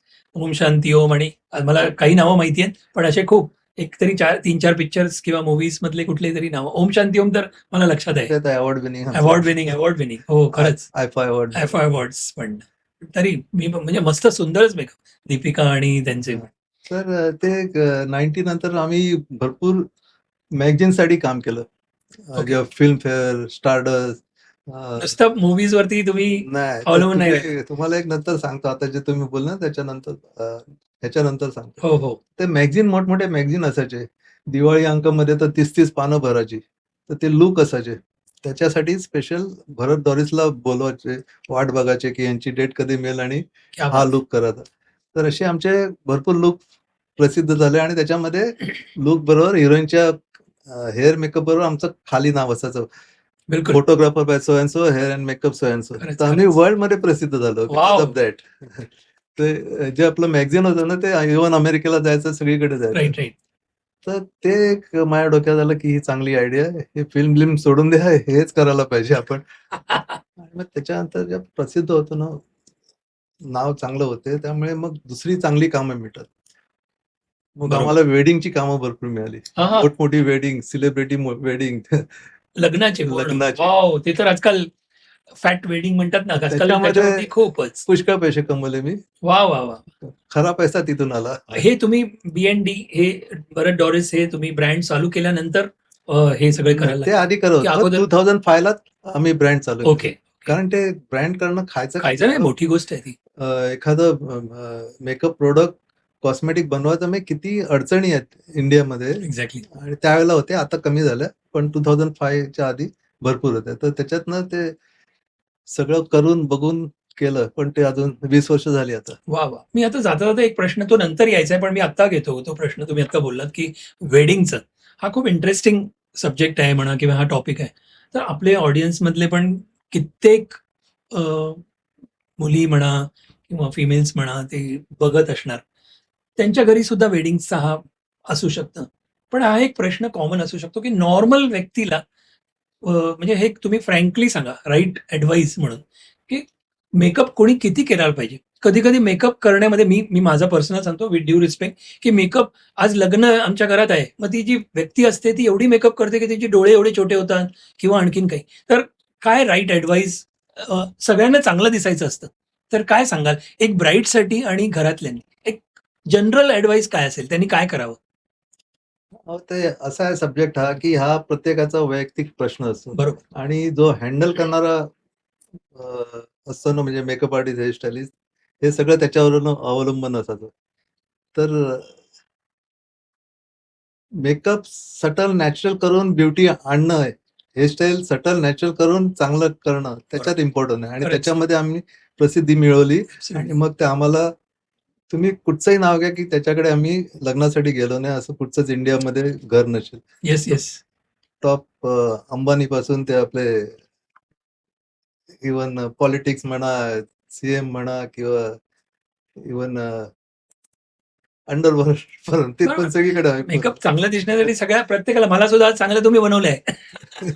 मित्रांनो, मी कसा दिसतोय हे तुम्ही सांगायचं. मी पण बघतोय. पण खरंच आहे ही हा ऐका, मेकअप गॉडी करण्याची कला नाहीये. नॅचरल करून ब्युटिफुल बनवणं ही कला आहे. Light makeup. मी एका मीटिंगला असाच बसलेलो होतो, तुमच्याकडे आलो मित्रांनो सांगतो, आणि एक फॅमिली आली. त्यावेळेला तुम्ही एक 5-10 मिनिटं माझ्या समोर बोलत होता. नंतर मग मी बाहेर बसलो कारण त्यांचं पर्सनल बोलायचं होतं. त्यामध्ये मी ऐकलं की इट्स लाइक अ कन्सल्टन्सी. म्हणजे पहिलं राईट तुम्हाला काय पाहिजे तुम्ही विचारलत पण, की तुम्हाला काय पाहिजे. प्रत्येकाचं एक ड्रीम असतं, की मला अशी साडी पाहिजे, मला असा लुक पाहिजे, असं पाहिजे. आणि तुम्ही ॲडवाईस करत होता. म्हणजे नुसतं जास्ती मेकअप केला म्हणजे तो चांगला दिसणार आहे असं नाहीये. तुमच्या तुम्ही जे समजवत होता. मला फक्त मित्रांना, आपल्या ऑडियन्सना हेच सांगायचं आहे, की राईट ॲडवाईस घ्या, राईट व्यक्तींकडून. आणि तुम्ही म्हटल्याप्रमाणे, की सटल म्हणा किंवा ते काय मेकअप असेल, त्याची एक प्रोसेस असते का? एवढं सांगू शकाल का? की प्रोसेस काय करावी? की पहिलं कोणाला भेटावं आणि मग करावं, की काय करावं काय नाही? पहिल्यांदा ज्या व्यक्तीकडनं तुम्ही मेकअप हेअर करून घेणार आहे, त्याची तुम्ही बॅकग्राऊंड बघा. त्याचं ते इम्पॉर्टंट आहे, की त्याचा रेकॉर्ड बघा. तो इम्पॉर्टंट आहे. आणि तो कुठच्या टाईपचा मेकअप करतो आणि तुम्हाला कुठचं पाहिजे, ते तुम्हाला मिळतं की नाही ते बघा. आणि त्याच्यानंतर एक मीटिंग करा. वेडिंगच्या आधी 1 महिना आधी मीटिंग करा त्याच्याबरोबर. तुम्हाला जे काय पाहिजे ते सांगा. आणि त्याच्याकडनं माहिती करा, की काय तुम्हाला एक्झॅक्टली कसं ते करू शकतात. ॲडवाईस देणं, ते एक आमचं काम आहे. आणि ते राईट ॲडवाईस देऊन त्यांना तेव्हा खुश करून, त्यांना आपलंसं करून, त्याच्यानंतर ते त्याच्यावर खरंच. आपण काम करत असते आणि ते 100% चांगलं. खरं निघणार. खूप छान, खूप छान. तर subtle natural makeup all time favourite. क्या बात है! क्या बात है! मस्त. पण मगाशी विचारला तसा प्रश्न परत दुसऱ्याकडे, की अशी कुठली व्यक्ती आर्टिस्टमध्ये, जुन्यांमध्ये म्हणतो मी, मेल हिरोमध्ये आणि असे कोण होते, की जेणेकरून की एकदम थोडासा मेकअप केला की झालं. मला तुम्ही सांगितलेलं आहे नाव, पण तरी सुद्धा ऑडियन्सना पण समजून देत जरा. अहो, तुम्हाला काय सांगणार, की 2 आपले मोठे हिरो आहेत ना, ते मेकअपच करत नव्हते. कोण? एक राजेश खन्ना आणि एक तुमचा फेव्हरेट धर्मेंद्र. धर्मेंद्र. मी एवढा वेडा होतो, मी भावाशी आहे ना, मग त्यांना माहिती होतं, असे मला चिडवायचे काहीतरी. पण खरंच मी खूप फॅन आहे धर्मेंद्रजी त्यांचा. मला माझ्या आयुष्यात मला कधी भेटायला मिळालं नाही. तुमच्या भेटायला कधी मिळालं तर कसं भेटू शकतो मला माहीत नाही. पण निश्चित खूप आय आय रिअली लव्ह हिम. नाही ना, मस्त एकदम ग्रेट. काय हँडसम, बाप रे लुक. एवढं हँडसम ना, गाडीतनं उतरल्यानंतर तुमची नजर हटणार नाही जिथपर्यंत ते वॉक करत येतात. स्टाईल तशीच ना काय. जबरदस्त. त्यांच्याबरोबर काम करायला मिळालं आणि फार आनंद झाला. परवीन बाबी बरोबर 2-3 फिल्म मध्ये तो हिरो होता. त्याच्यानंतर 2-3 फिल्म Yes. अशा केल्या की Yes. मजा आली. म्हणजे त्यांचा जो स्वभाव कसा होता हो? स्वभाव असं छान खूप आहे. ऐकलेलं आहे पण व्हेरी होमली वगैरे, पण तरी एकदम सुद्धा चांगले वॉर्म स्वभाव, एकदम चांगले. जसे त्यांची ख्याती पर्सनॅलिटी. होती हो त्याप्रमाणे होते. रागिष्ट पण होते हो आणि ना. चांगले पण. हो. ते एक गोष्ट तुम्हाला सांगतो की रझिया सुलतान मध्ये आम्ही एकत्र होतो. त्याच्यामध्ये ती काळा मेकअप ते होतं तेच का? रझिया सुलतान मध्ये मी परवीन बाबीचा मेकअप हा. करायचा. हेमा मालिनी एक हिरोईन होती आणि धर्मेंद्र हिरो. तर आम्ही जैसलमेरला शूटिंग करत होतो, राजस्थानला. हम्म, हम्म. एक गावामध्ये शूटिंग करत होतो. ते गाव क्रॉस करून पलीकडे सँडड्यून जे असते ना, तिथे आम्ही शूटिंग करत होतो. म्हणजे तुम्हाला रस्ता फक्त गावातनं आत जायचं आणि तिथे तुम्ही पोहोचणार. जवळ 200-400चा क्राऊड, उंट होते, घोडे होते, सगळं बापरे. होतं. कमल अमरेचा पिक्चर. हो ते तर कमल अमरे म्हटलं पाकीजा वगैरे असे ते मोठे मोठे सेट्स आणि तर तिथे काहीतरी एक प्रॉब्लेम झाला. एक गावच्या व्यक्तीबरोबर काहीतरी ठिणगी उडाली ती तिथे. तर जो क्राऊड असतो ते एवढा हजारोने येतात ना तिथे. हो. आणि त्याच्यानंतर काय ते प्रॉब्लेम झाला, तर त्यांनी गाववाल्यांनी एकदम थोडे पिसाळले वगैरे आणि हिरोईन परवीन बाबी होती आणि हेमा मालिनी ते धर्मेंद्र होतं. तर ते प्रॉब्लेम झाला, तर असं आम्हाला घेरा करायला लागला, की बाबा आणखीन ते जवळ नाही हो, हवे. बरोबर. सांभाळायला पाहिजे. सांभाळायला पाहिजे. तर काय-काय असे टप्पू असतात ना, गुंडे लोकं ते हम्म. तिथे असतात. ते काय-काय बोलवते आणि जवळ यायचा प्रयत्न करायचे. तर धर्मेंद्रला जो आतनं राग येत होता ना, ते आम्ही अक्षरशः बघत मुठी आवळायच्या, की म्हटला, की ह्यांना थांबवलं नाही तर हे दोघांना ठार करतील तिथे म्हटलं. एवढं होतं ना. एवढा उत्सव होता. तर एकाने डोकं चालवलं, एक जीप आणली, जोंगा जीप होती ना ती हो रेतमध्ये हो पण हो ती हो चालवली. हो. ती तिथे आणली. त्या तिघांना घुसवलं आतमध्ये आणि पाटनं त्यांनी झूम. झूम करून त्यांनी काढली. म्हणलं वाह बाबा!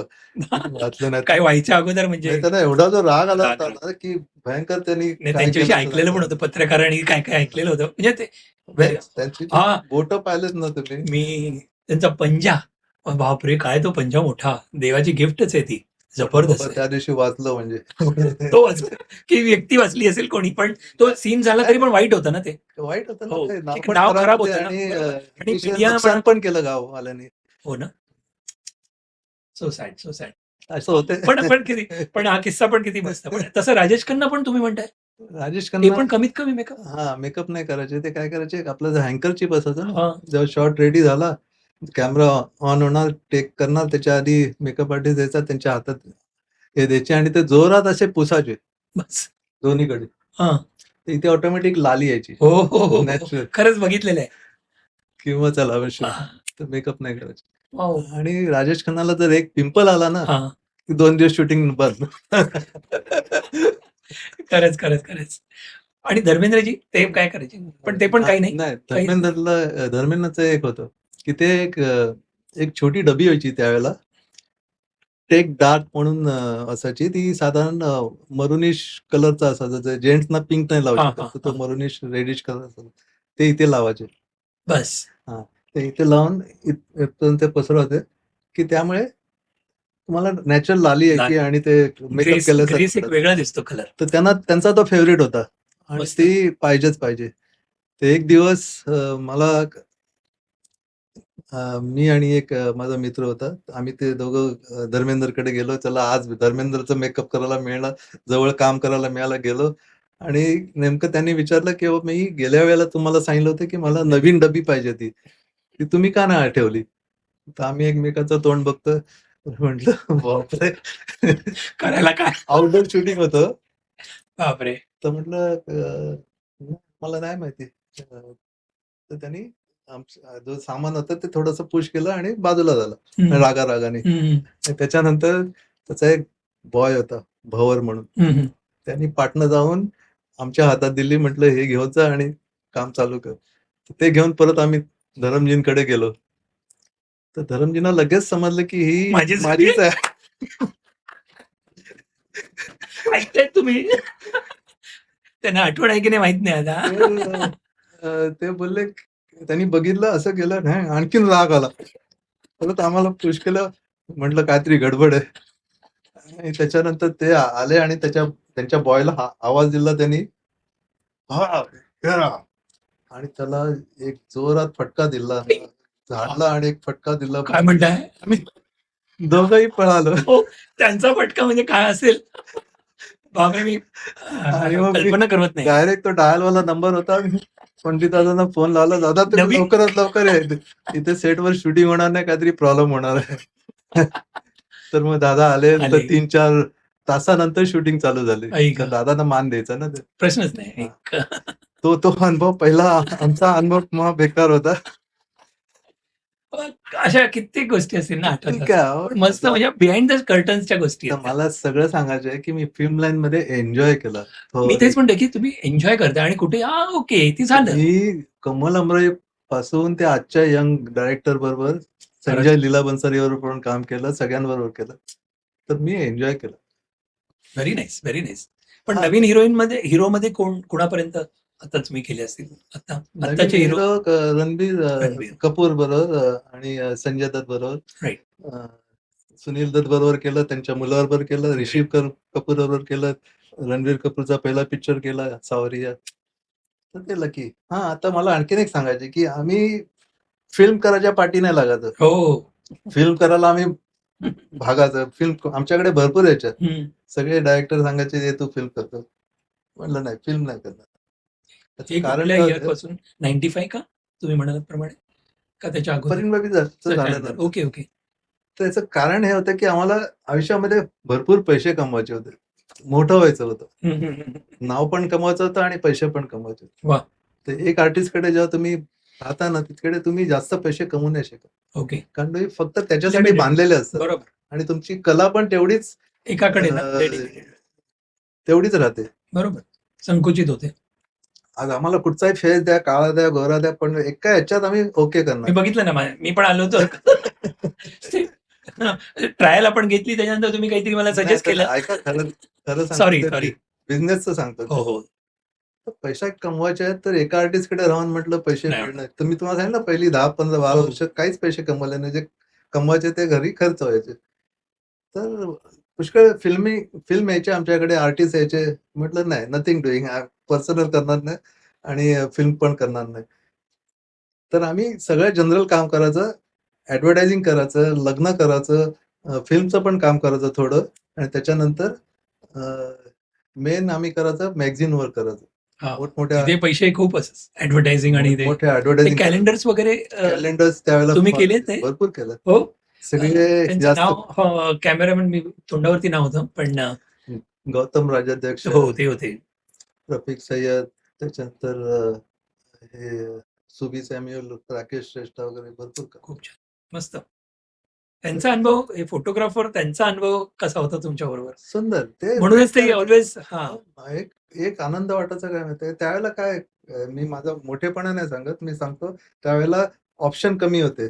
त्यावेळेला 4-5 ऑप्शन होते किंवा 5-6 असतील किंवा बरोबर. 10 असतील. कमी असतील. त्याच्यामध्ये आम्हाला आमचं नाव पहिलं प्रायोरिटी यायचं. होती तुमची. प्रायोरिटी होती. त्यामुळे ते बुक करायची आम्हाला आधी, की बाबा ही तारीख आम्हाला हे पाहिजे, ही हिरोईन आहे, हे आहे. पूर्वीचं कुठलंही मॅगझिन घ्या मी बघितलेत ना खाली नावं म्हणजे ऑलवेज तुम्ही म्हटल्याप्रमाणे की फोटोग्राफर नाव, मेकअप नाव हे असायचंच. तर आम्ही ते मॅगझिन तर करायचं, पण ते मेन ॲडव्हर्टायझिंगचं असतं ना, लक्सची हो, ॲडव्हर्टायझिंग हो. किंवा विमल साडी किंवा गार्डन साडी, हो. त्याचे जे ॲडव्हर्टायझिंग होतं, सियाराम माहिती शूटिंग, आहे, माहिती आहे. रेमंड शूटिंग, भरपूर.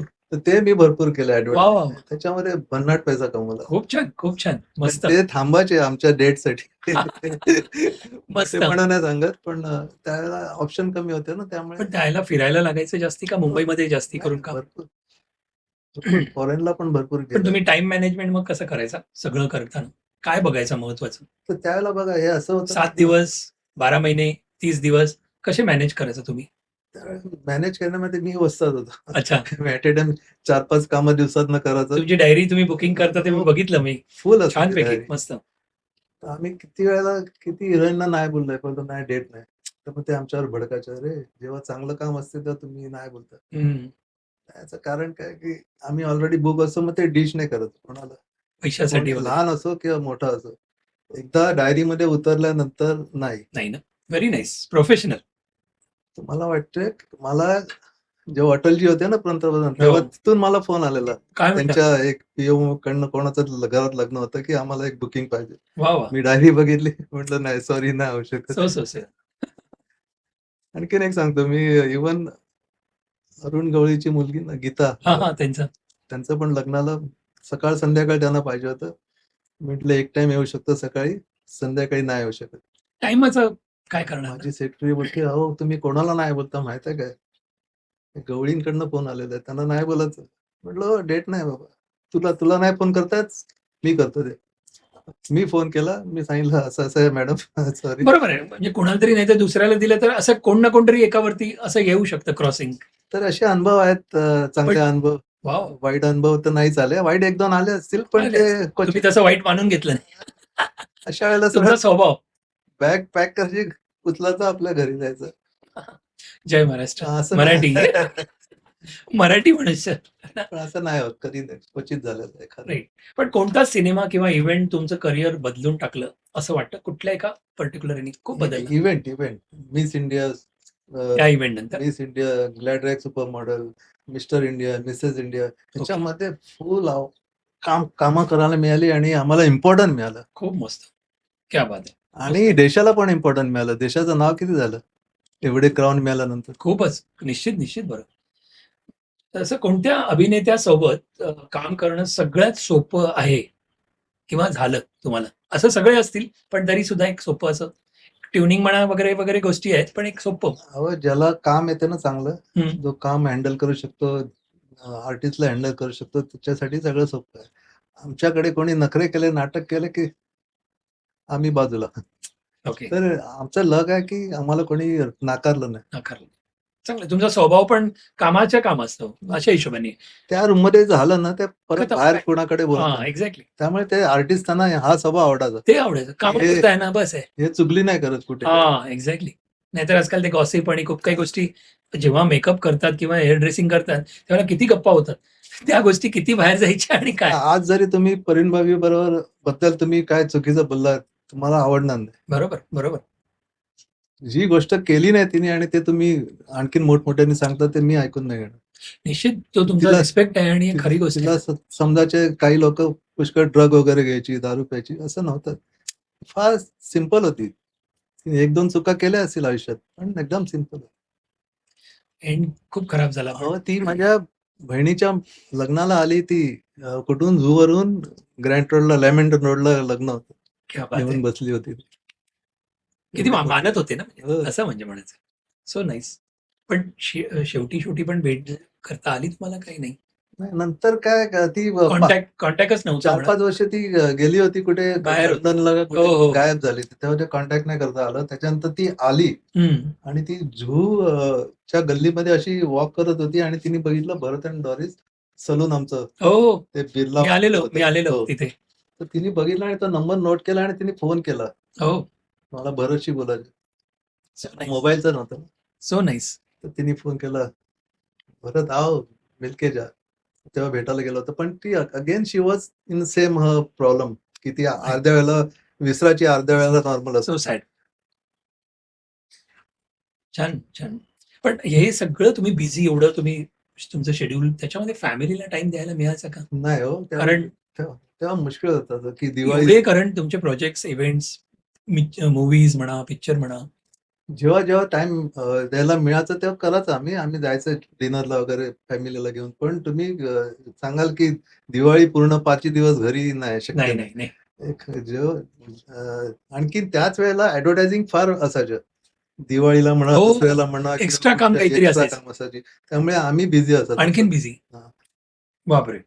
पण प्रसिद्धी असूनही साधं आयुष्य कसं जगता तुम्ही? तुम्ही एवढे प्रसिद्ध आहात. आता माझ्याबरोबर तुम्ही बसलेत, पण मला तुम्ही एवढं कम्फर्टेबल फील करून देताय. आपण एवढे वर्ष ओळखतोय म्हणून एक गोष्ट वेगळी. पण तरी सुद्धा तुम्ही कोणाच्या बरोबर पण तसेच वागता. हे साधेपण कसं जपता तुम्ही? हो, आपण शून्यातनं चालू केलंय. एक साध्या चाळीतनं वर आलेलो आहे. तर आपण कसं विसरायचं? आपले जे दिवस एक टाईमाला जेवण मिळायचं, एक टाईमाला नाही मिळायचं. ती आपली माय अ, बाहेर जायची कामाला आणि ती महिन्याला ₹40 घेऊन यायची आणि त्याच्यावर घर चालवायचं. हो. ते दिवस विसरणार नाही मी. आणि मी आजपर्यंत डाऊन टू अर्थच राहणार सगळ्यांसाठी. पण आता लोक तुमच्याशी वेगळ्या पद्धतीने वागतात का? नाही, बिलकुल. म्हणजे वागतात का 2 गोष्टी आहे. मी आता एकदा एक शोमध्ये एका सेलिब्रिटी बरोबर म्हणजे ऐकत होतो.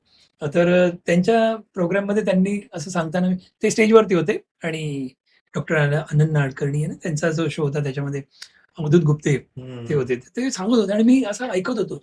त्यांनी एक गोष्ट सांगितली आणि प्रश्न विचारलेला. तोच तुम्हाला पण प्रश्न आता म्हणजे तशाच हां, पण पद्धतीने विचारला, की त्यावेळेला आणि आत्तामध्ये काही फरक आहे का? तर त्यांनीच उत्तर दिलेलं तुम्हाला सांगतो. हां. तर त्यांनी उत्तर दिलं असं, की काय करू? अगोदर आहे ना, मी कोणाशीही भेटताना ना कोणी हॅलो केलं तर मी बिंदास जायचो.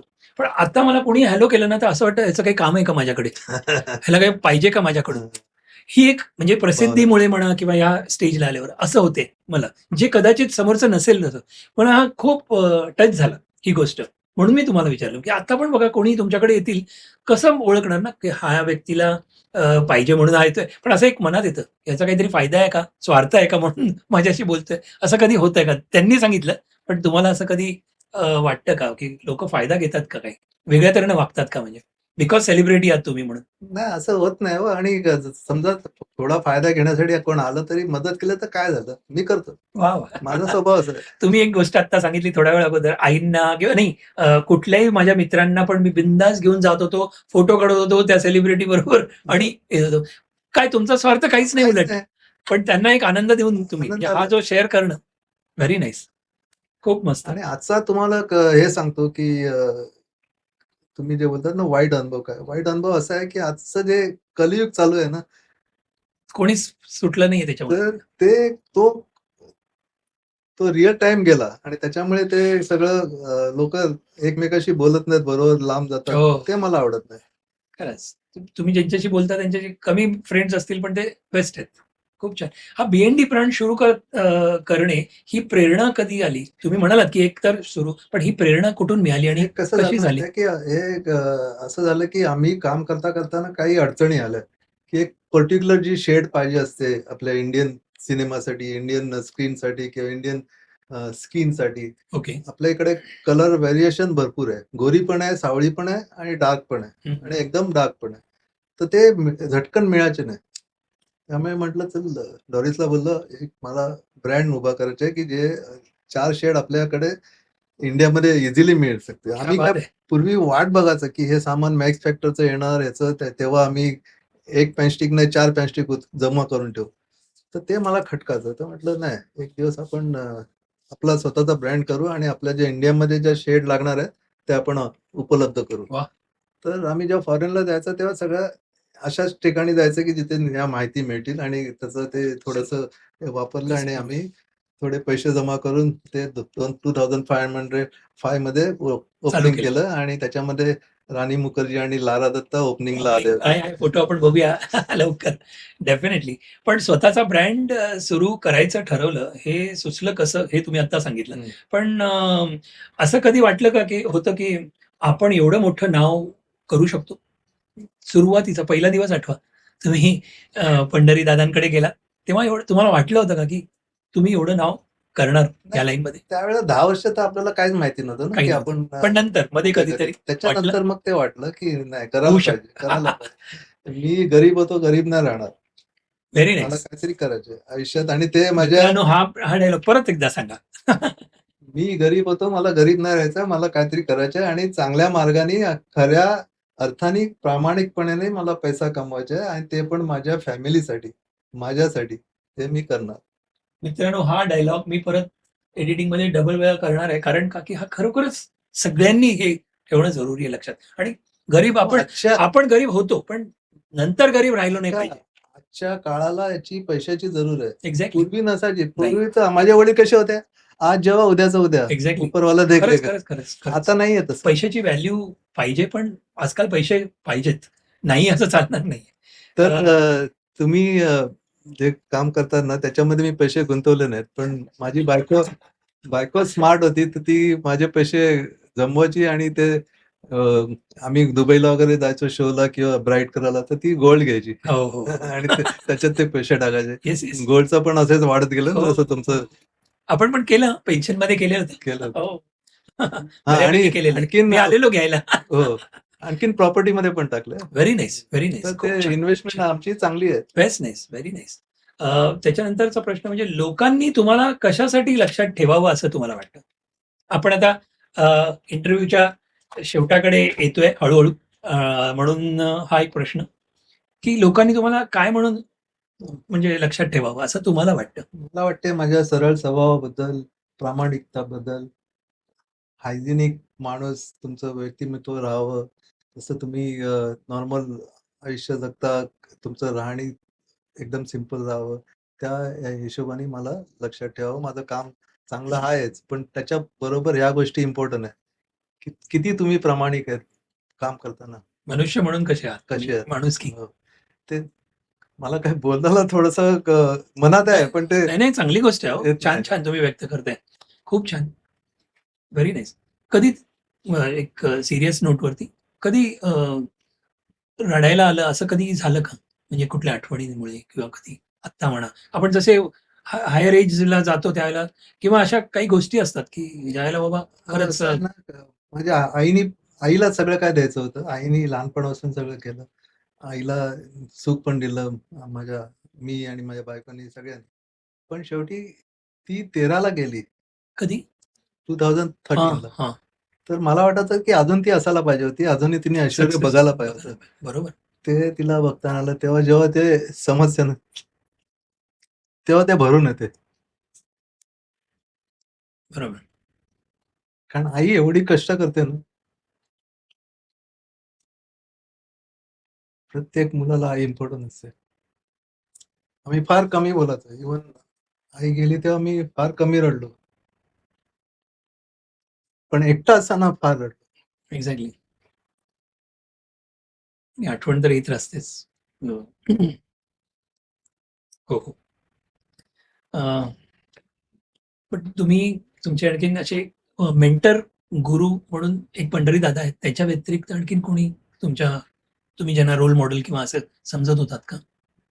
मी अशा व्यक्तीला महत्त्व देतो, की तो आपलं काम 100% करतो आणि मेहनत करतो आणि आपल्या स्वतःसाठी नाही जगत, तर जगासाठी जगतो आणि समाजासाठी जगतो. राइट. या प्रत्येक व्यक्तीला मी आदर करतो आणि खरोखर कमीत कमी अर्धी लोकं तरी तशी झाली ना, तर आपलं जग सुंदर होईल. सुंदर, प्रश्नच नाही. दुसऱ्याचा विचार जर केला, बस झालं. स्वतःसाठी सेल्फिश का राहायचं? स्वतःसाठी तर प्रत्येकजण करतो, पण हां. थोडंसं स्वतःचं करून दुसऱ्याचा विचार केला आणि माझ्यामुळे कोणाला दुःख नाही मिळणार एवढा जरी विचार केला, खूप झालं, मोठी गोष्ट झाली. आहे ना? हे माझा स्वभाव असाच राहील. मस्त, मस्त. खूपच, खूप छान वाटलं म्हणजे. म्हणजे हा लोकांनी तुम्हाला लक्षात का ठेवावा हा प्रश्न होते व्हेरी नाईस म्हणजे तुमचं उत्तर. प्रश्नच नाही. आजही तुम्हाला प्रेरणा कोण देतं? आता ॲक्चुअली काय माझ्या असं राहिलं नाही मनामध्ये, की आपण हे करावं, ते करावं नाही. आता जे आपल्याला माहिती आहे आपलं शरीर किती साथ देणार आहे, काय पण करणार. तरी चीअरफुल राहण्यासाठी म्हणून कधीतरी एक ऑल्वेज इन्स्पिरेशन एक असतं. म्हणून बॅक ऑफ माइंड प्रेरणा देणारं. कामासाठीच असं नाही. चांगलं हसत आनंदी राहण्यामध्ये पण एक प्रेरणा असू शकते. ते मी सांगितलं ना, की जो तो माणूस तुमचा ओरिजिनल स्वभाव आहे. पण तरी कोण आपल्याबरोबर आणखीन कोणाचा सहवास म्हणा किंवा कुठली मदत होते, कुठल्या विचाराचं, कुठल्या गाण्यांचा, कुठल्या मूव्हीजचा, कधी-कधी बघण्याचं असं असतं, की हे मला बघितलं की मला प्रेरणा येते बाबा, मस्त मला वाटतं. मला गाणी फार आवडतात आणि गाणी दोन्ही गाणी. गाणी हां. हिंदी, मराठी? हिंदी, मराठी दोन्ही. तुम्ही मराठी पण ऐकता? हो, मराठी पण ऐकतो. वाह! वाह! पण माझा बॅड लक आहे, की मी गाऊ शकत नाही आणि माझ्या ते पूर्ण बोल लक्षात राहत नाही. त्यामुळे मला पण बोल लक्षात राहत नाही. पण पण गाणं समोर आलं तर थोडंसं म्हणू शकतो. गुणगुणतो. हां, गुणगुणू शकतो. पण मी ते पण नाही करत. मला समजलं. मी काही सांगणार नाहीये तुम्हाला. पण तरी सुद्धा तुमचं आवडतं असं कोण हिंदीमध्ये कुठली गाणी आवडायची? मला सगळ्यात आवडता हिरो मनोज कुमार जे आता गेले. वॉव! ग्रेट. तर मनोज कुमार नाव पण भारत होतं माझं आणि हां, खरंच. भरत, आणि मी भारत. त्यांच्याबरोबर 3 फिल्म केल्या. कुठली आठवते? क्रांती. हो, तुम्ही? मग हेमा मालिनी आणि काय मेकअप आहे हां, हो. सुपर्ब. तर खूपच सुंदर. त्याच्याबरोबर काम केलं आणि त्यांना पूर्ण पिक्चरला मीच सांभाळायचो. माझे गुरु होते, पण ते काही टाईमापुरते राहायचे आणि त्यांचं आणि माझं चांगलं जमायचं. त्यांच्याकडनं बरंच काही शिकता आलं, की म्हटलं हा माणूस एकदम साधा दिसतो, जवळ दिसतो, पण त्याचे जे विचार आणि त्यांच्या जे मनात खूप मोठे विचार. सहज बसता-बसता ते पूर्ण सीन लिहायचे, गाण्याचे बोल लिहायचे. खरंच खरंच अप्रतिम. He was a great person, प्रश्नच नाही. हे मनोज कुमार त्यांच्याविषयी ऐकलंय, ही वॉज कॉल्ड, म्हणजे किती गोस्ट रायटिंग त्यांनी केलेलं आहे, मला म्हणजे किस्से आठवतात मला. He was handsome hero. Wow, super. Sadhana Mala Sinha काय त्यांचे मस्त मस्त मस्त, खूप छान. आणखीन कुठला पिक्चर त्यांच्यावर आठवतो? क्रांती झाला, आणखीन कुठला असेल? आणि तो 10 नंबरी वगैरे आठवतो तो? पण तेव्हा मी काम नाही केलं. ते सगळे ते पिक्चर अगोदरचे त्यांचे होते उपकार आणि ते शोर वगैरे तेव्हा. क्लास म्हणजे त्या मी काम नाही केलं. हा, पण पिक्चर बघितले. ऍज अ हिरो आणि ऍज अ त्यांचे जे लिखाण आणि त्यांचं जे स्टाईल होती ना, की ती मुलींना हात न हा, लावता नाही, ते नाही, रोमॅन्टिक खरंच खरंच दाखवायचं ते खरंच. सगळ्यांना नाही जमणार. पण कुठला किस्सा आठवतो त्यांच्याबरोबर कधी असं काही तुमच्या बरोबर झालेला, म्हणजे संभाषण किंवा काही? असे आम्ही रोज बोलतो मेकअप रूम मध्ये. तर ते एक दिवस त्यांना एक मोठा शॉट लावायचा होता आणि त्याची रेसल वगैरे झाली. एक मोठ्या स्टुडिओमध्ये आम्ही शूटिंग करत होतो. गाण्याचं पार्ट होता क्रांतीच्या आणि त्यांना पाहिजे तसं मिळालं नाही. आणि शेवटी रेसल झाली आणि ते वैतागले आणि म्हटलं, "पॅकअप, आज कुछ नहीं करने का है." आणि ते रूममध्ये आले. म्हटलं, "मनोज जी, क्यों पैकअप किया? एक तो शॉट लेते थे. आज अपना इतना नुकसान हुआ. एक दिन का त्यावेळेला खर्च म्हणजे भरपूर. बऱ्यापैकी. एवढा क्राउड हो, आणि एवढे आर्टिस्ट. खरंच. अरे ठीक है, क्या है पैसा? पैसा तो कमा लेंगे." तर म्हणजे खरंच खरंच. कधी-कधी मोठं दिल ठेवायला हो लागतं. हो, कामाच्या समोर बाकीचं सगळं कमी. ऍक्च्युली काम चांगलं झालं पाहिजे. Very nice, very nice. मस्त. आणखीन एक लेजंड माणसाबरोबर काम करायला सांगा लागतं ना. मला. दिलीप कुमार. हा, ऑल टाइम ग्रेट, प्रश्नच नाही. कर्मा पिक्चरमध्ये. सुभाष घई, सुभाष घई. काय म्हणताय? मग सुपर्ब. आणि तेव्हा पंडितदादाच मेकअप करायचे त्यांचे. त्यांचे 3 पिक्चर केले मी, आणखीन 2 केले होते. पण कर्मामध्ये गेटअप होते ना, गेटअप हो म्हणजे हो, समज चेंज करायचा होता. दाढी, विग एक्झॅक्टली. आणि सगळे रक्त हे ते प्रत्येक बरोबर, वेळेला बरोबर. असायचं. पंडितदादा एक मधल्या काळामध्ये ते कुठेतरी आउटडोरला गेले आणि शेड्यूल होतं. "अरे पंडित तू जा रहा है तो मेरा मेकअप कौन करेगा?"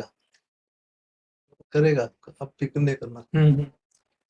तर मग त्यावेळेला मला चान्स मिळाला. वा.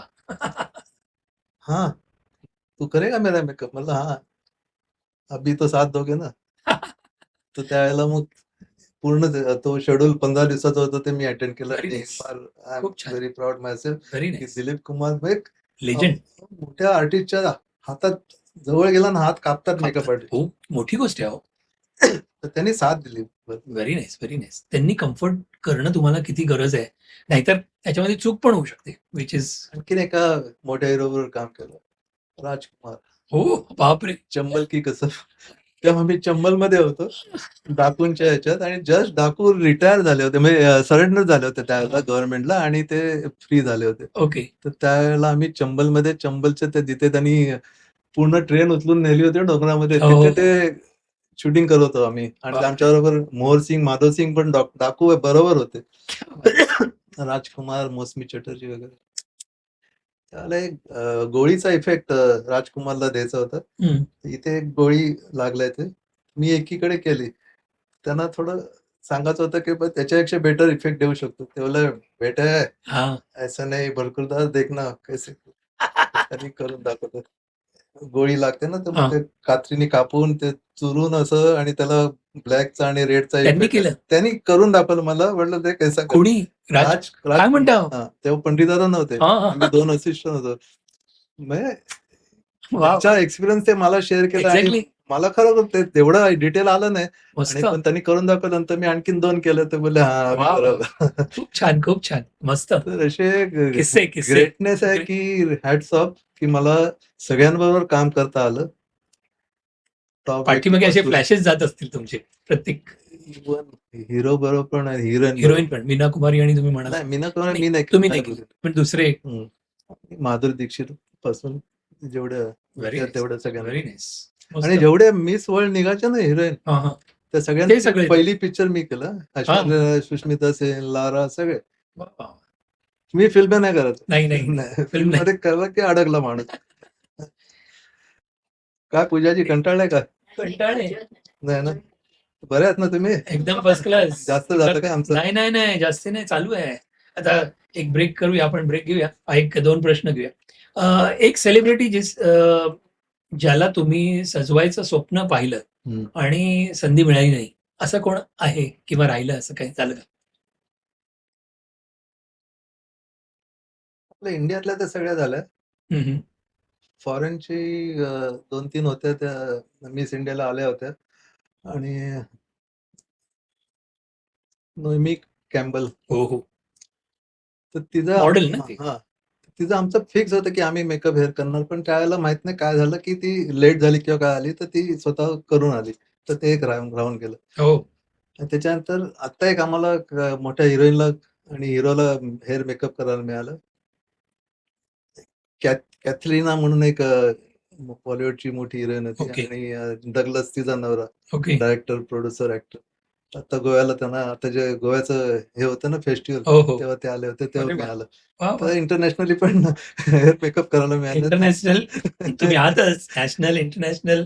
आणि मग तिने मला विचारलं, तर तिला आमच्या जो ऑर्गनायझर त्यांनी सांगितलं होतं, की हे ओम शांती दीपिकाचा मेकअप ह्यांनी केलाय. सुंदर. ऐका, तिला सांगितलं ह्या लोकांनी केलंय, ते तुझं हेअर मेकअप करणार आहे. हां. मग तिला जेव्हा समजलं तेव्हा ती बोलते, व्हेरी गुड खरंच खरंच. Makeup, hair makeup. मग तिला दीपिकावरचा फोटो दाखवला फोटो आमच्या दाखवला. दोघांचा, तर ती खुश झाली. सो तर नाईस ती सो नाईस. नवऱ्याला बोलली डगलसला, ओम अरे शांती यांनी ओम. ओम शांती ओम केलं. तर ओम शांती फार एवढं फेमस झाला ना. खरंच आणि सुंदर मेकअप तो मस्तच. तो तिने पण वाह केली. Very nice very nice. एक शब्द जो भरत डॉरीज या जोडीला योग्य ठरेल असं तुम्हाला वाटतं? कॉर्डिनेशन आणि जे इम्पॉर्टंट आहे की काय बोलायचं हे शब्द येत नाही. कोऑर्डिनेशन म्हणजे ट्युनिंग एक चांगलं ट्युनिंग तुमचं झाल्यामुळे एक टीम वर्कचं तुम्ही म्हणताय. ते इम्पॉर्टंट आहे. टीम वर्क म्हणू शकता. Best team work. Understanding. Understanding हे खूप जरुरी आहे. कारण ते काय तुमच्यासमोर एक ॲक्चुअली बघितलं ते चित्रासारखं आहे ना. तुम्ही एक चित्र इमॅजिन करताय, लिहिताय आणि ते पण हेअर ड्रेसिंग करतायत आणि तुम्ही हे मेकअप करताय. तर एक तिचं म्हणणं नेहमी असं, तर तू पहिला मेकअप कर, मी हेअर नंतर करेन. अच्छा असं. म्हणलं बघ कधीतरी हेअर पण तू पहिले कर.